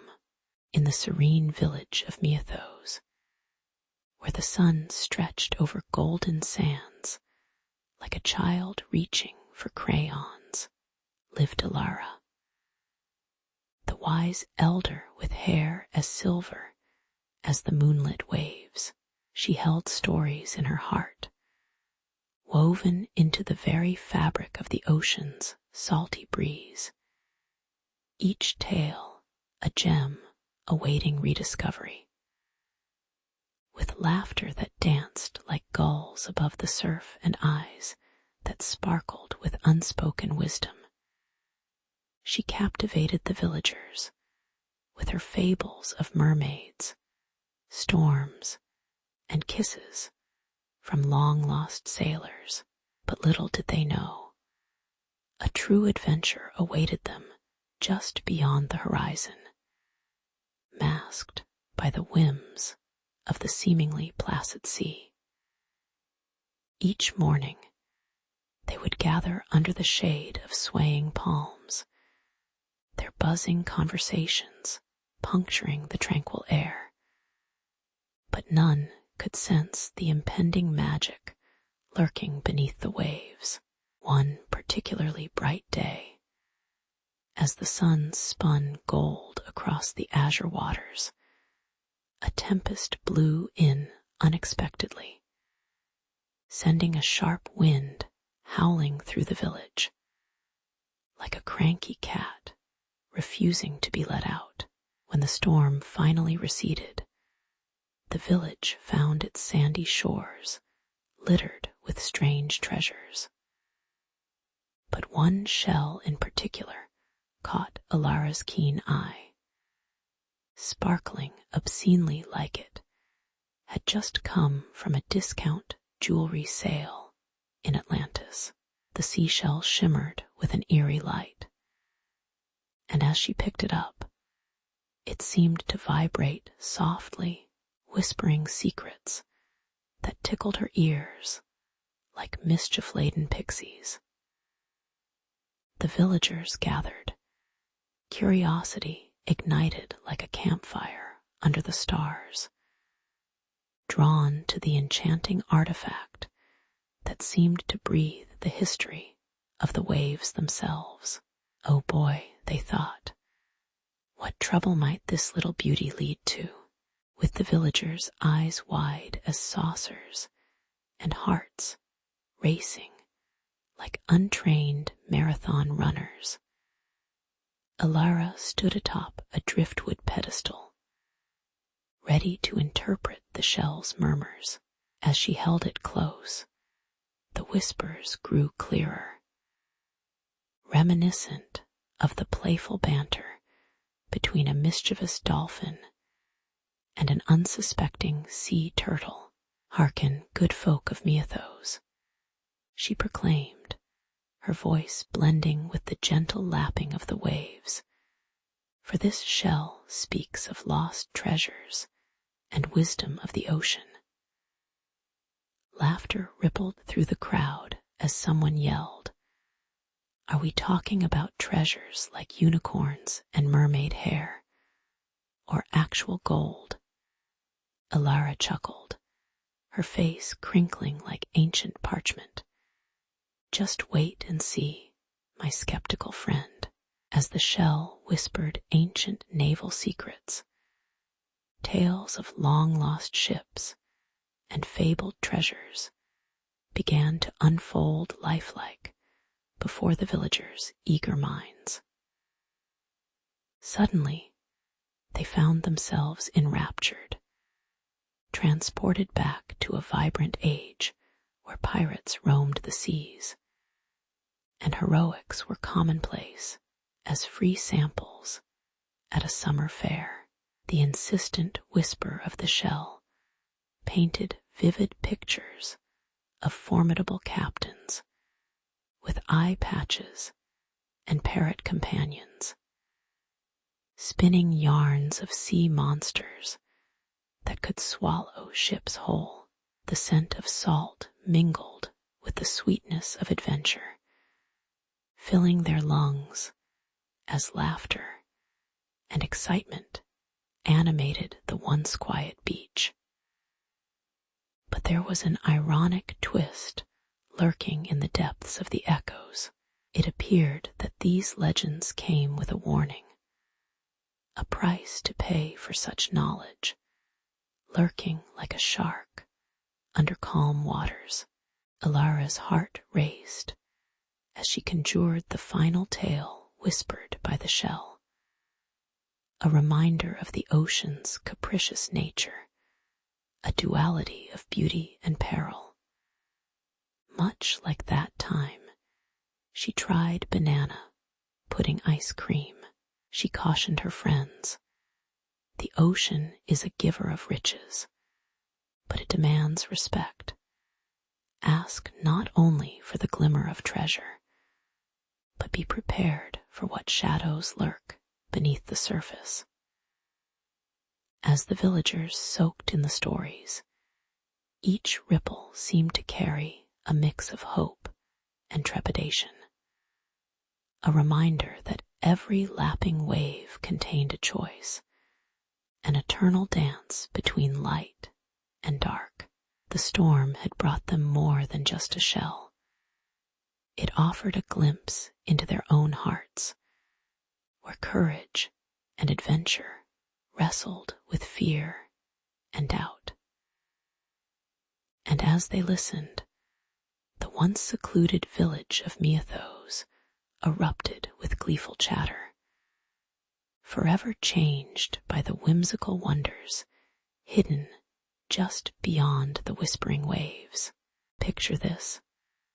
The sun hangs low in the azure sky, casting golden rays over the tranquil beach as waves gently kiss the shore.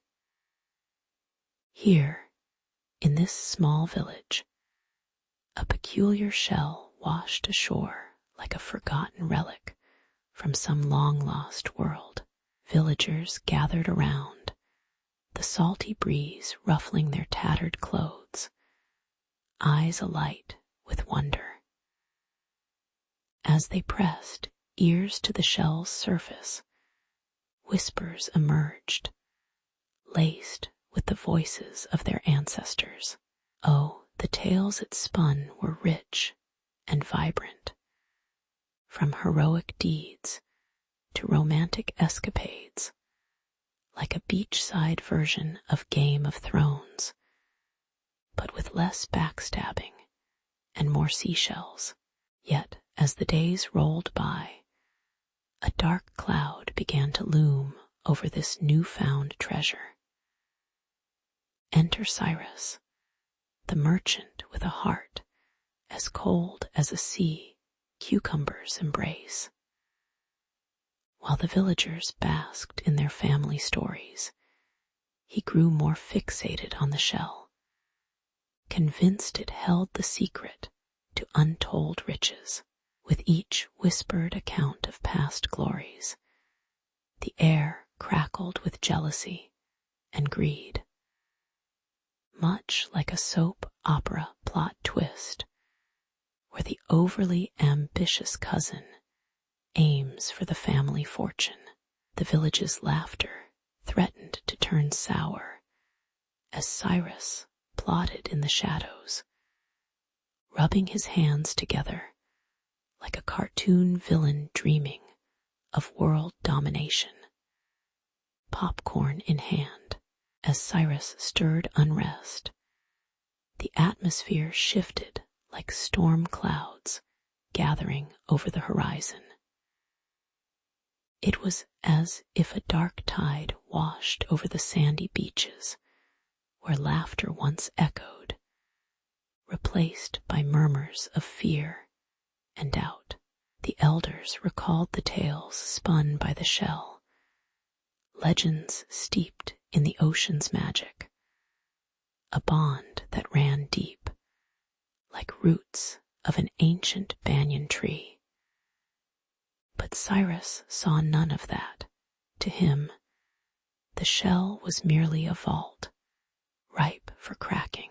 How ironic it was, really, that in his pursuit of power, he risked severing the very connection that had nourished the villagers through generations, like trying to sever the umbilical cord, only to find it wrapped around his neck.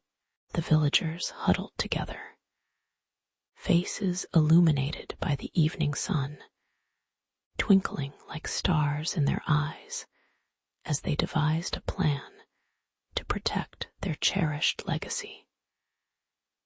They approached the beach with purpose, the scent of salt and seaweed thick in the air, their hearts racing in harmonious beat with the rhythmic waves. With every tale shared, the shell glowed brighter, like a mystical beacon calling them to safeguard their heritage. The unity forged among them shimmered like freshly polished treasure, ready to fight for their stories against the tyranny of trade. They knew deep down that while wealth might fill pockets, the riches of their history would fill their souls, making Cyrus's loot feel about as substantial as a handful of sand slipping through fingers. As night fell, the battle lines were drawn, not with swords, but with a vibrant tapestry of laughter and ancestral pride. In the face of Cyrus's greed, the villagers stood firm, their spirits entwined like the tides of the ocean. They saw the merit in sharing their past, in celebrating the very thing Cyrus sought to monopolize. Like the Avengers assembling for one last showdown, they rose to protect what made them whole. And so, under a canopy of twinkling stars, the villagers vowed to safeguard the shell and the legacy it held. For it was not just a trinket of the sea, but a cornerstone of who they were, rich beyond measure, even without a single coin to their name. As dawn broke over the serene shores of time, Alara stood at the edge of the soft, sun-kissed sands, her heart beating like a drum at a festival.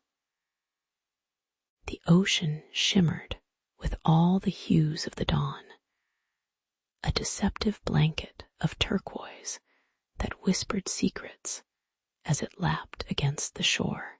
Next to her was Myra, a girl with mud-streaked cheeks and a spirit brighter than a shooting star. Together, they eyed the swirling waters, contemplating the perilous journey ahead. Little did they know, they were about to dive headfirst into an adventure that had more twists than an octopus with a cramp. With a shared nod of determination, they set their sights on the horizon, where tales of waves and whispers awaited them. hidden beneath the surface, like treasure waiting to be discovered. The moment they cast off, a salty breeze tousled their hair, bringing with it the scent of adventure and maybe a hint of seaweed, but let's not dwell on that.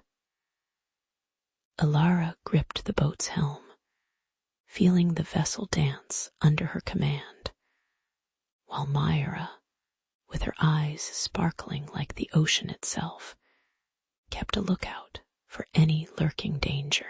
And oh, how danger had a knack for popping up uninvited. The water rippled ominously around them, each wave a reminder that Cyrus, the villain with a grin as crooked as a weathered barn, had been prowling the shores like a hungry seagull eyeing a forgotten sandwich. Their first encounter came sooner than expected. Spouting from the depths emerged a creature more magnificent than a pop diva in sequins. It was Lumina, the ancient mermaid, her scales shimmering like the disco ball of 80s night at a high school dance.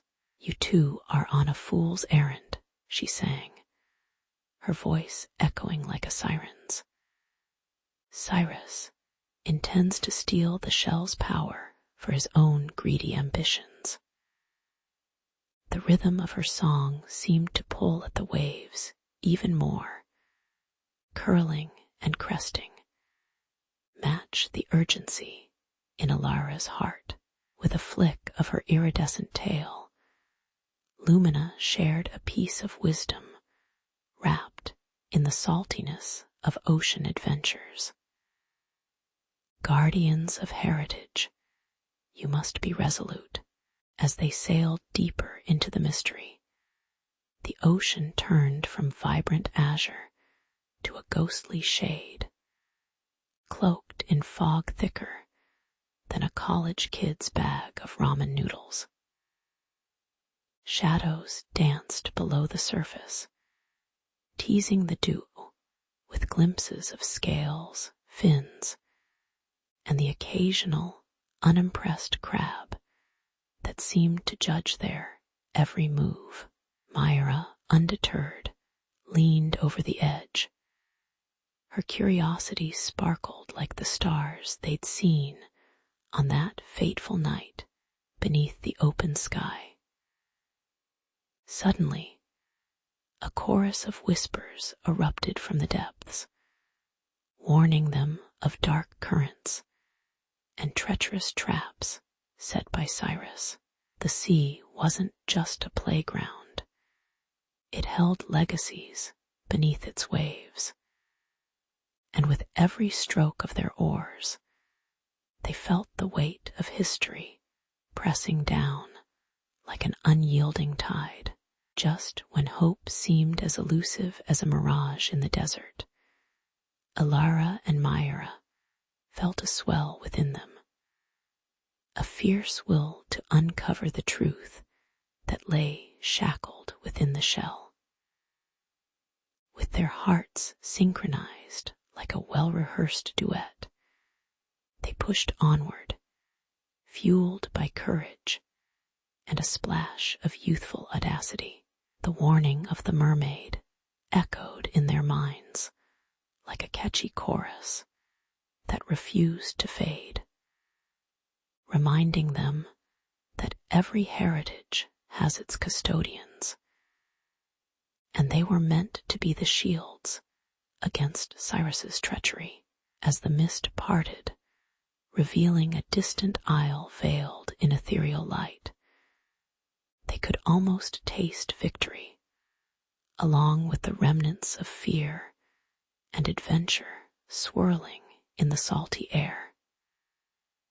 Together, they were not just chasing whispers, they were forging their own legend against the tempest that brewed within and around them.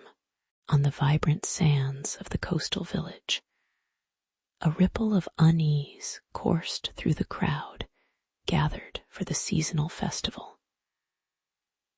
Laughter echoed like the rhythmic crash of waves, but the atmosphere was charged with tension, palpable as a thunderstorm on the horizon. Cyrus, the imposing figure cloaked in shadows, marched forward, flanked by his mercenaries, as though he were leading a battalion on the front lines of some grand misadventure.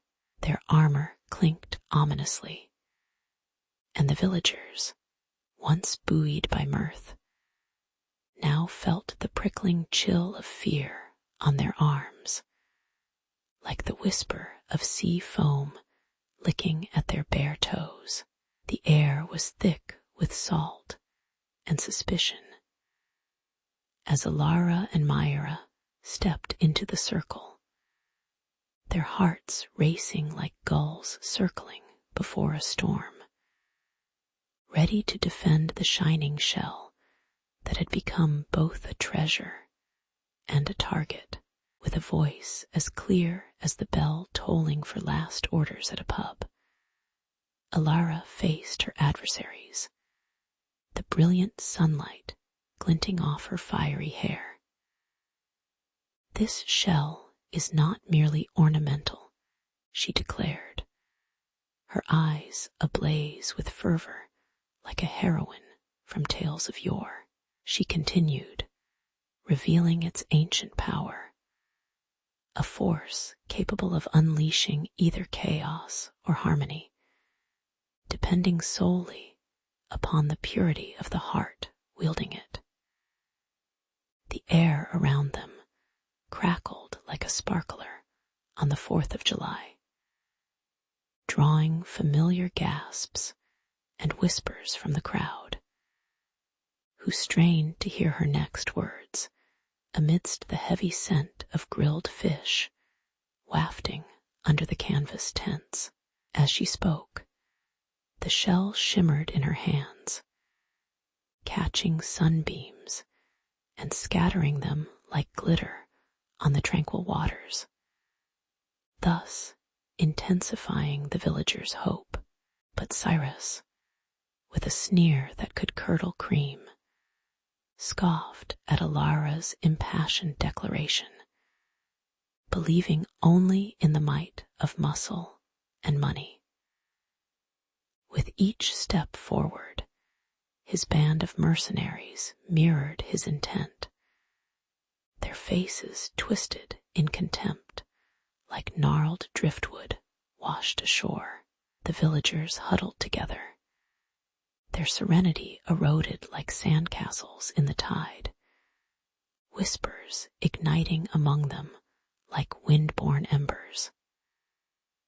Just then, Myra, with her quiet strength, raised her voice, reminding them of the legends passed down through generations, tales of their ancestors who stood united before adversities.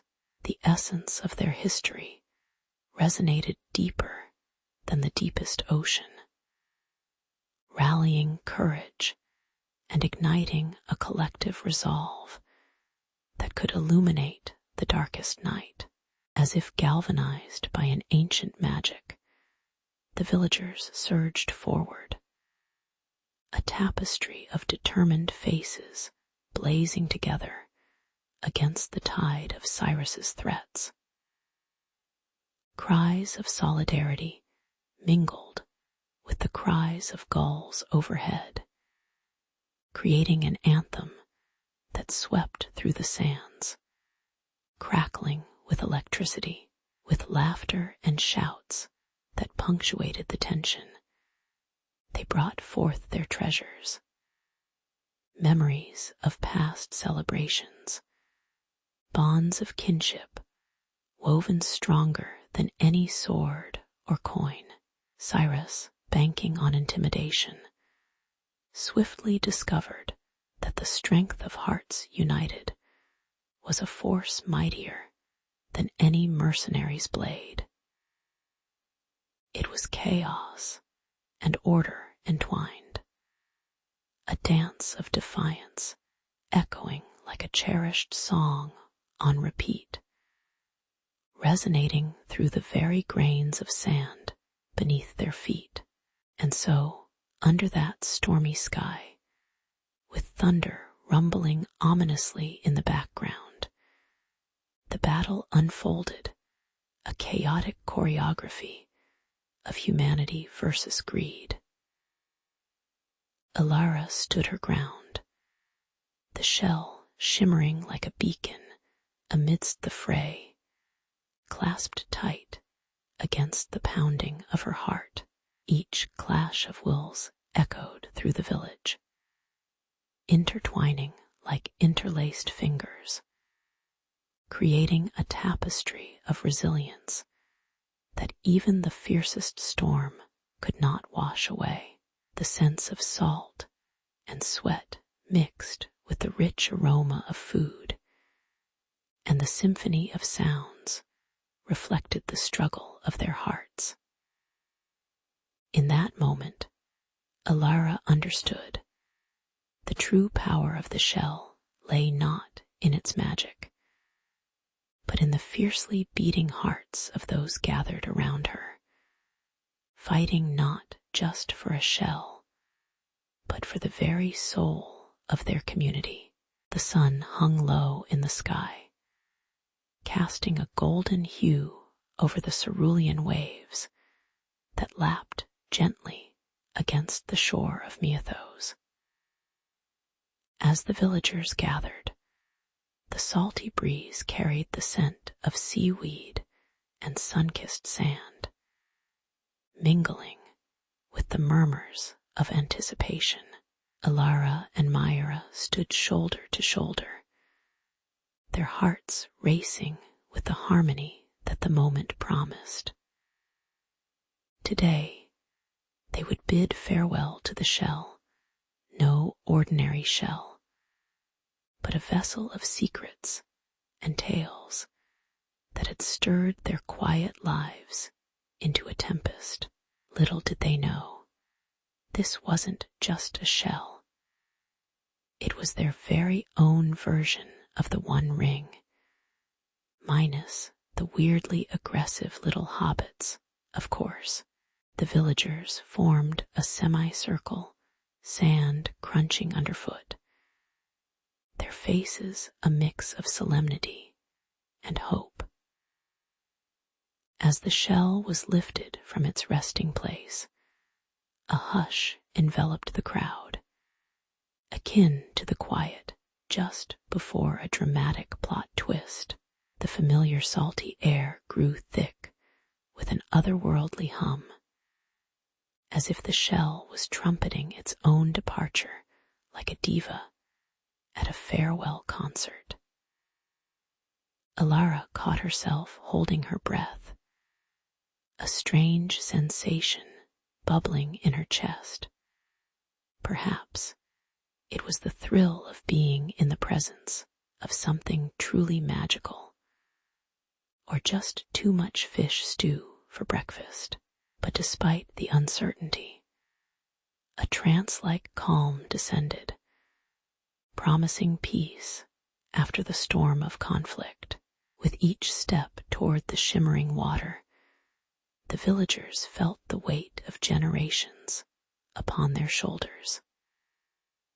They were not just returning a shell, they were reclaiming their unity, a rainbow of their colorful past, shimmering together against the backdrop of an azure sky.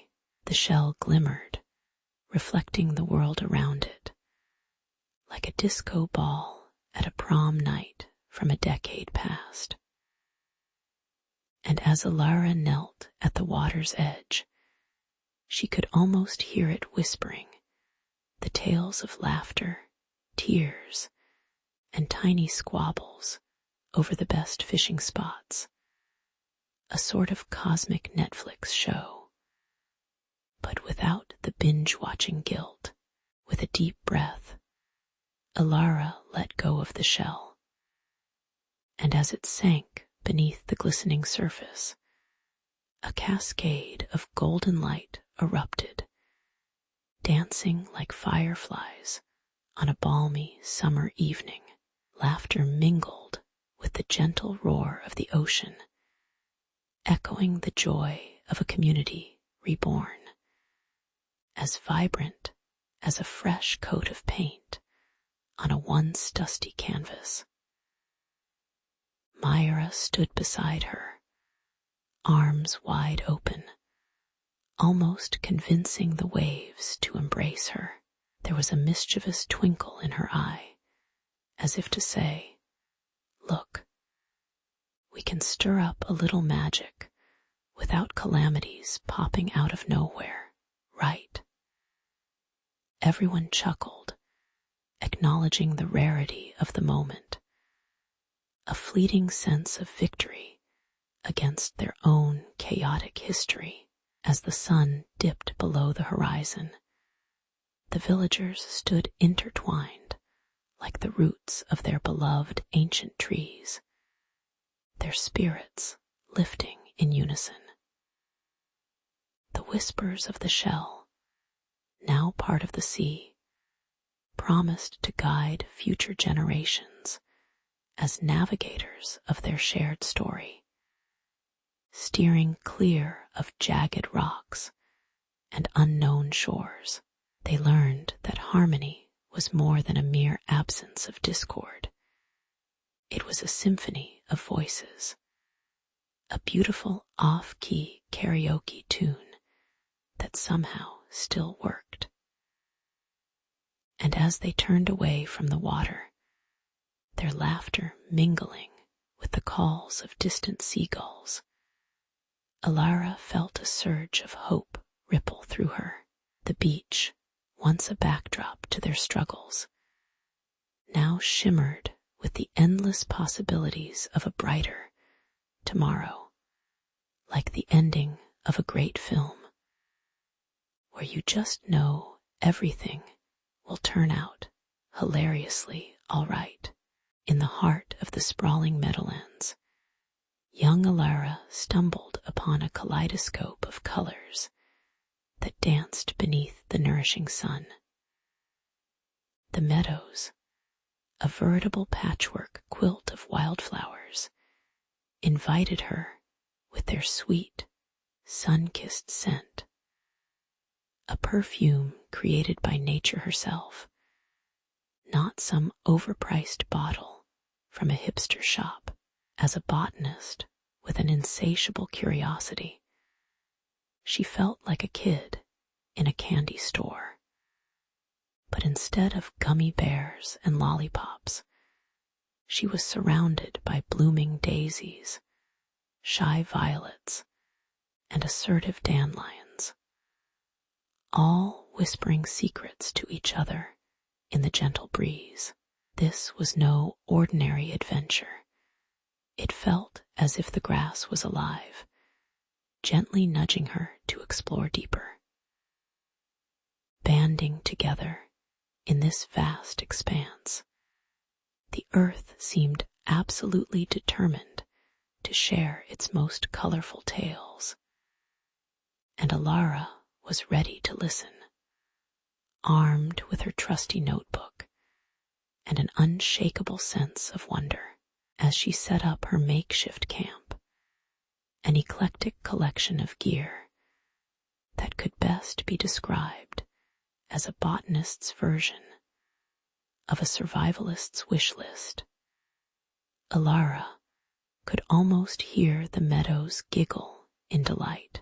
The soft rustling of the grasses cradled her like a gentle lullaby, only interrupted by the occasional squawking of an overzealous bird who seemed to think he was auditioning for a solo in a nature documentary. The serene backdrop was occasionally laced with the earthy tang of damp soil and the intoxicating sweetness of blooming honeysuckle. reminding her that there was beauty in every nook and cranny, even in the scraggly weeds that dared to poke up defiantly around her tent. With each evening's gentle sweep of dusk, the chilling temperatures pulled her closer to the warmth of her campfire, turning what could have been a grueling camping trip into an enchanting rendezvous with nature's hidden gems. But it wasn't just the flora that piqued Ilara's interest. Something else stirred within the meadow, almost as if the land itself was draped with a light, magical veil. She felt a tickle at the back of her neck, a curious sensation, as if invisible fingers beckoned her to dive further into the enchanting heart of the meadows. Perhaps she had fallen under the spell of the local fairies, or maybe those late-night camping snacks had finally taken their toll. Regardless of the cause, she noticed beams of light haloing around clusters of dripping lavender and shimmering ferns, as if paparazzi had found their way into this botanical paradise. The array of colors and flitting shadows seemed to whisper ancient stories, blending the ordinary with the extraordinary, and Ilara was determined to uncover every hidden secret, however elusive they may be. Driven by electric excitement, Ilara embarked on her quest, armed with her magnifying glass and a sarcasm-tinged sense of humor. After all, what was a botanist if not part scientist, part detective? She kneeled low, inspecting a curious flower with petals resembling tiny umbrellas, laughter bubbling up as she imagined them shielding medieval insects during rainstorms. Any entomologist worth their salt would have surely provided a dissertation on the mating rituals of hoverflies. But Ilara was here for the whimsical charm of it, all the joy of unearthing nature's quirky oddities.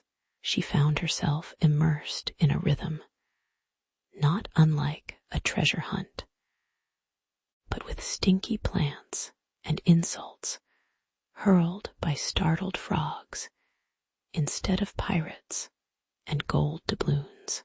Every discovery seemed to challenge her perception of nature, opening her eyes to a world where magic thrummed along with the heartbeat of the land, making her feel both incredibly small and entirely grand all at once.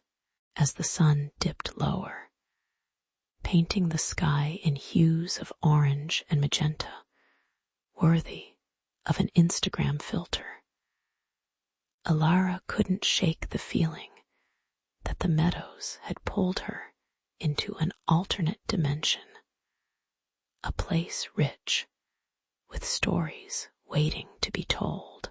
So many tales were whispered through the winds, teasing her to delve deeper into the unknown. As the stars began to twinkle overhead, Ilara knew she was only scratching the surface of this magical tapestry, woven with vibrant flora, endearing critters, and the soft caress of the evening breeze. Those meadows weren't just patches of grass and blooms. They were living narratives, untouched legacies, intertwining with her own story, knitting together a connection both profound and inexplicable. And as she jotted down her findings with a flourish that rivaled an author penning their next bestseller. She embraced the thrilling uncertainty of the adventures yet to unfold, fueled by the whisper of the meadows that promised so much more. As Alara ventured further into the heart of the Meadowlands, the sun's warmth bathed her in a golden hue, but the air grew thick with the thrill of mystery. A gentle breeze rustled the wildflowers, coaxing forth a symphony of whispers that danced around her like cheeky spirits trying to spill their secrets. "Did you hear that?" she pondered, shushing the quirky thoughts that crept in like uninvited guests at a dinner party. The familiar sense of fresh grass and blooming daisies filled her lungs, yet something deeper stirred, tugging her thoughts toward the realm of the unreal. It was as if the very land, with its vivid hues, was alive, beckoning her with a wink from the realism of science into the enchanting realm of the mystical. Where were the 21st century equations now, perhaps tossed aside by the roots of the very meadow beneath her feet, alive with enchanting wonders and unseen connections? In her awestruck exploration, visions flashed before her eyes, towering figures of ancient guardians intertwined with petals and stems, their faces beaming wisdom through the vibrant colors of the blossoms. She rubbed her eyes, half expecting her contacts to produce yet another optical illusion, like seeing Elvis at a gas station. But these ethereal beings didn't hum classic rock tunes.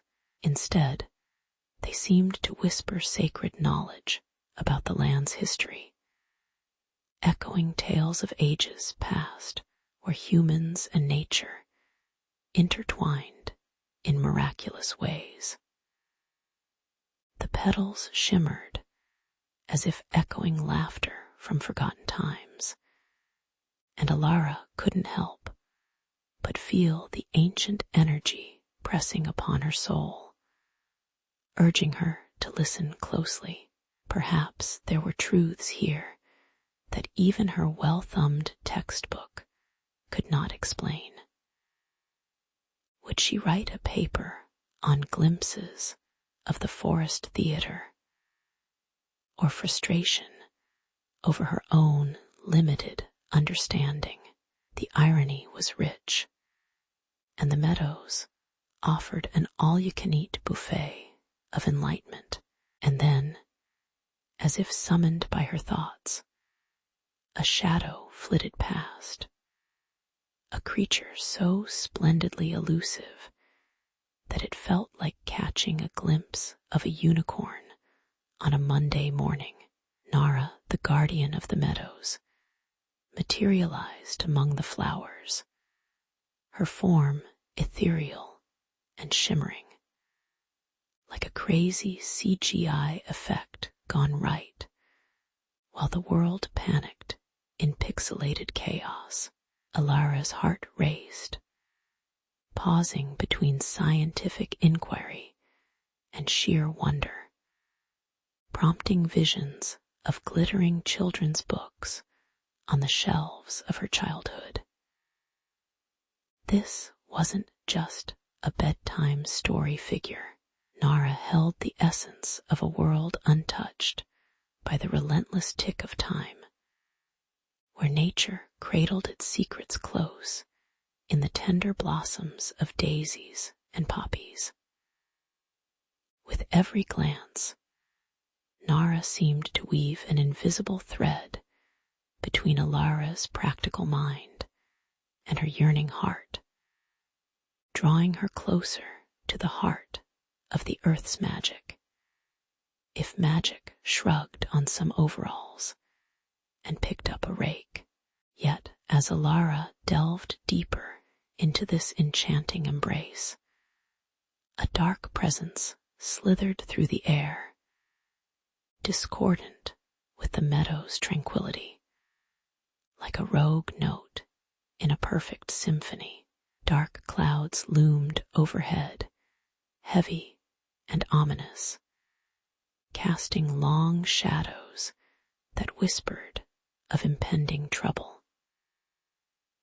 The hum of the peaceful meadows shifted to an anxious buzz, as if nature were holding its breath, waiting for the inevitable downpour of chaos. Would she find the strength to protect this whimsical haven, or would the shadowy hand of despair sweep through, chasing away the laughter of the wildflowers?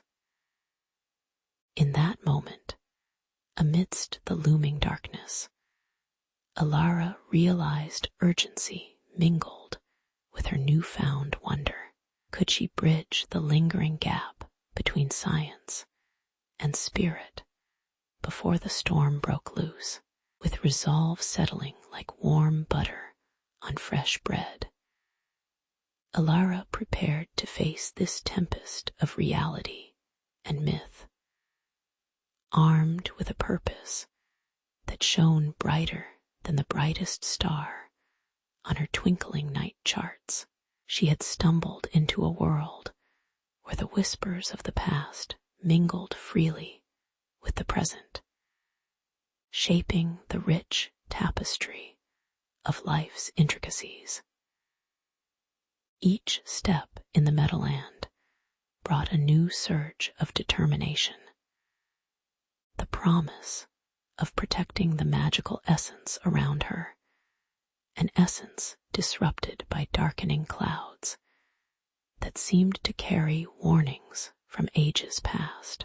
As the wind picked up, mixed with the scent of impending rain, Alara called upon the ancient spirits she encountered, ready to align science and magic in a battle against the storm. Because who wouldn't want to have a Freaky Friday where they teamed up with mythical guardians to save the day? In her heart, she felt the thrill of adventure, a blend of mystery and color awakening her senses, inviting her to reclaim not just the land, but her place in its grand story. As thunder rumbled ominously in the distance, Alara stood at the edge of the Meadowlands, her heart heavy with a sense of impending doom. The once vibrant hues of wildflowers danced nervously in the gusting winds, like no-hopers at the finals of a pie-eating contest. Everyone knew the inevitable disaster that was about to unfold.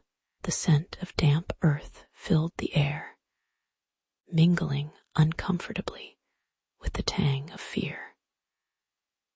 A storm was brewing, not just in the sky above, but in the machinations of some slick-talking developers, eager to turn this paradise into a soulless parking lot.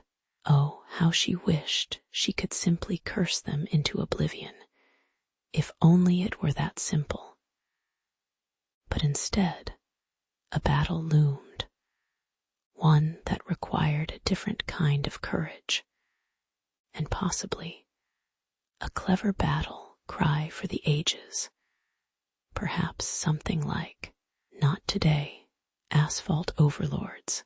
Nara, her fierce friend with determination bubbling like a well-made soda, joined Alara, her eyes sparkling with that indomitable spirit that fueled their quest. Together, under the gathering clouds, they plotted their course of action, gathering the local villagers like seasoned storm chasers for a relentless leagues of nature. The villagers were a motley crew of seasoned farmers, artful craftspeople, and the occasional swaggering quilter who could wield a needle like a warrior with a sword. These were the people who understood the rhythm of the land.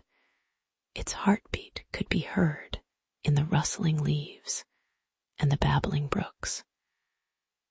And oh, they were not about to let a bunch of suit-clad paper pushers spoil their paradise. The scent of freshly baked bread wafted through the air, infusing the moment with hope and the promise of warmth, both inside and out. Amidst the chaos and hammering rain, Alara's fervor transformed into a blazing wildfire, fueled by the laughter and camaraderie of her makeshift army. Together, they painted signs in bright colors, each one resounding with messages that echoed the heart of the meadows. Save our home. And nature isn't for sale. You'd think they were rehearsing for a Broadway show dedicated to eco-justice. The pitter-patter of raindrops against the earthy ground became the music to their cause, a symphony of protest, fueled by the passion of the land's guardians. There was a fleeting moment of levity as Nara held a sign with her muddy hand, accidentally flinging splashes of brown on Alara's shirt, resembling questionable impressionist art. But laughter was that little glimmer of sunshine piercing through the threatening skies, empowering their spirits to keep fighting the good fight. As the storm brewed overhead, threatening to unleash its fury, Alara felt an undeniable resolve swell within her chest, a tangible fire that no tempest could dim. The meadows were not just land. They were memories, roots, and laughter that echoed through generations. It was a battle not just for survival, but for identity. Everyone in the village breathed history. From the sun-drenched fields to the whispers of the wind, she glanced at the sky, feeling the first droplets land like blessings on her face, invigorating and invigorating. No matter how heavy the storm clouds grew, Alara and her band of unlikely heroes were prepared to face the tempest, fighting fiercely to preserve the fragile beauty of their beloved meadowlands, a legacy they would protect at all costs, wielding their hopes like shields against the devastation ahead. As the sun dipped low over the horizon, casting streaks of molten gold across the lush meadowlands, Alara stood firm, arms outstretched like a conductor preparing for the grandest symphony. Her heart raced with the pulse of the earth beneath her, and she felt the spirits awaken, fluttering like fireflies just out of reach. "Hear me, guardians of this sacred land," she cried, her voice rising above the whispers of the trees, sending shivers through the grass that seemed to nod in agreement. It was a moment reminiscent of epic showdowns, like that scene in The Avengers when the heroes assemble to save the day. But instead of hulking men in colorful spandex. Alara had the very essence of the Meadowland at her fingertips. The air crackled with ancient magic, thick like warm honey, and buzzing with the anticipation of an impending storm. As the greedy developers encroached deeper, their heavy machinery belching fumes that clashed with the pure scents of wildflowers and earth. Nara, ever the faithful companion, darted beside Alara, her mischievous smile a sharp contrast to the seriousness of the moment, like a cat among rats. Or maybe that was just the frantic squirrels skittering about in agitation. This is not exactly what I had in mind for our summer getaway, Alara, she quipped, glancing over her shoulder at the monstrous machines whining like petulant children denied their toys. But Alara simply smiled, feeling the tug of the spirits beckoning her. With a powerful chant, she summoned forth a gust of wind so strong that it nearly toppled the nearby trees, their leaves swirling in a chaotic dance that mirrored Nara's impish energy. Together, they unleashed a chorus of nature's wonders. Wildflowers erupted from the earth, filling the air with heady fragrances, as though the meadow itself was getting ready for a garden party.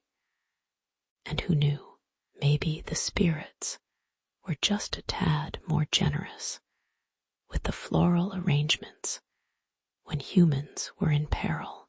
As the storm surged, nature and greed clashed like titans. The skies darkened, pregnant with heavy clouds that rumbled ominously, resembling a dragon's growl ready to unleash its fiery wrath. Raindrops began to plummet, hammering on the hard ground, turning the air thick with the scent of petrichor, a delight for the senses that only heightened the stakes of this showdown. Streams of lightning flashed like a disco light show gone rogue, illuminating the epic battleground where Alara, Nara, and the villagers stood arm in arm, defiant against the encroaching doom. This wasn't just a fight for survival. It was a brilliant display of resistance, echoing the age-old tales of heroes battling for their homeland while the world seemed to hold its breath, caught up in the unfolding drama. And whilst the developers looked on, slack-jawed and wide-eyed, full of confusion at the sheer unpredictability of nature, Alara could hardly stifle a chuckle. Wasn't it ironic that bureaucracy had underestimated the magic woven into the very ground they sought to conquer? The developers, with their suits and cocky attitudes, seemed frozen in place, their bravado reduced to fear as the meadow burst alive with a ferocity they had never anticipated. Thorns sprouted quickly, wrapping around their machinery like nature's barbed wire defense, muting the menacing roars of engines with the soft, yet fierce, rustling of leaves. Yet amidst the chaos, a quaint sense of hilarity bloomed. Who would have thought the mighty forest could serve as its own form of environmental regulation? The villagers cheered, their spirits buoyed by the raw, otherworldly magic flooding their senses, their laughter mingling with the thunder's applause. Alara felt her courage swell, fueled by the strength of those so willing to fight, a tug of nostalgia washing over her like summer rain. She felt like those heroes of old who stood firm against a tide of darkness, albeit with a lot less spandex and a lot more eco-friendly pizzazz. Just when it seemed the storm might consume everything, a glorious rainbow unfurled across the sky, its colors vibrant and defiant, a banner of victory waving gently above their heads. The developers, realizing their power was no match for the wild spirit of the land, retreated, leaving behind their machines like broken toys in a child's room, forsaking their conquest. The villagers burst into jubilant song, laughter bubbling up in a joyous testament to their unity, a potpourri of emotions blending like the wildflowers they'd fought to protect. Alara's heart swelled as she turned to Nara, who was spinning in circles, arms wide open to embrace the atmosphere like a character from the Sound of Music. In that moment, everyone understood.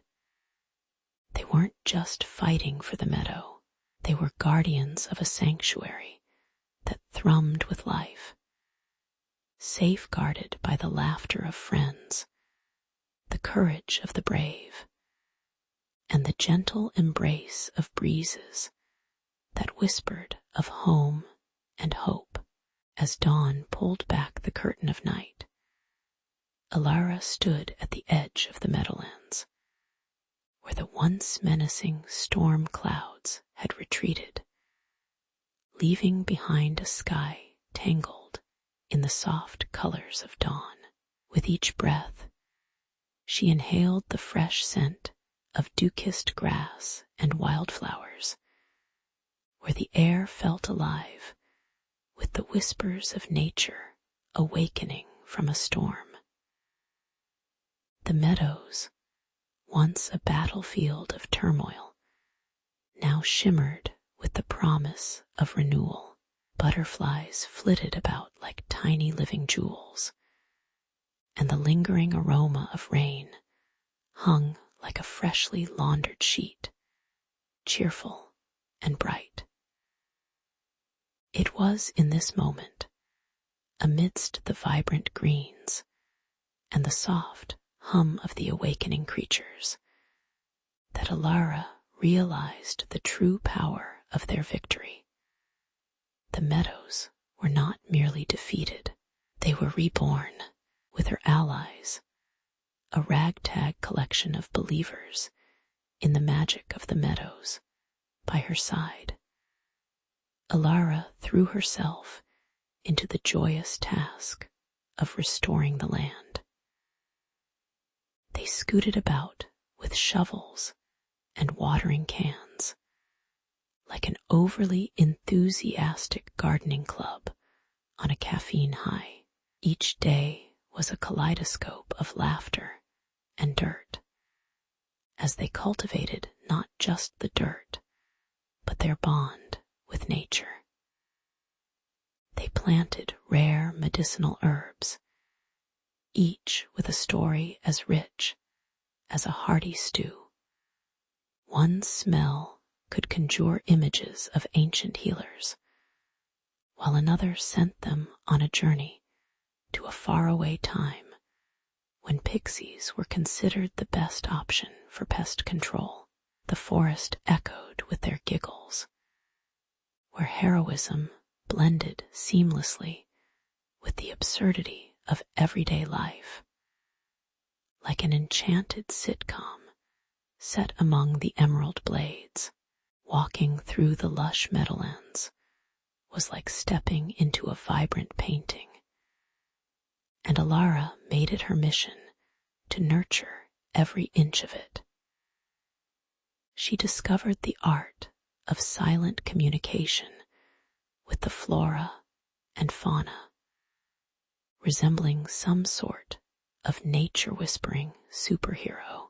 The trees spoke in creaks and groans, while the flowers unfurled like banners of rebellion, and even the squirrels shared tales of their escapades with cheeky chittering.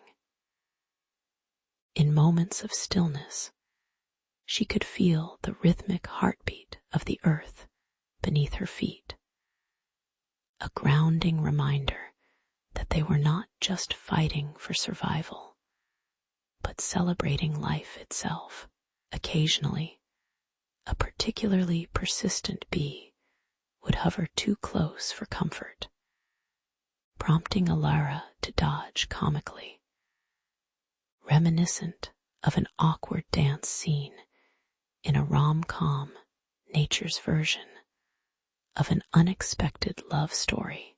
In her newfound role as the guardian of these meadows, Alara realized that she bore the responsibility not just of protection, but of education. It was imperative to share the enchanting tales of their homeland with the villagers, who had long abandoned the charms of nature for the mundane routines of everyday life, binge-watching the latest series and scrolling endlessly on their devices. Gathering the children around a gigantic oak, reminiscent of an ancient storyteller with its gnarled bark and wide-reaching branches, she spun tales that made even the most skeptical eyes light up like stars during a meteor shower. As she spoke of fireflies that could light up dreams and plants that could heal broken hearts, she watched as their imaginations took flight. Mothers sighed, realizing their children might actually learn something worthwhile outside of the internet. And so, as the sun dipped lower, casting a golden glow over the diminishing shadows, Alara pledged to uncover the last remnants of nature's secrets, sharing them with anyone willing to listen.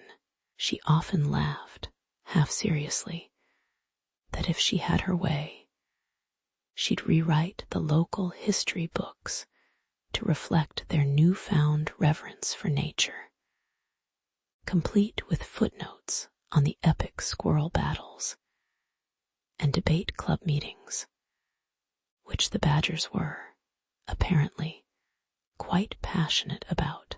In a world that often rushed past the beauty of creation, Alara became a living testament to the wonders nestled within the lush meadowlands. Each day felt like a delightful encore in a concert of endless symphonies, maintaining the fragile balance of nature and nurture. With spirits high and laughter as their anthem, they stepped boldly into the dawn of renewal, a journey not just of preservation, but of rekindling the love for the wild in every human heart.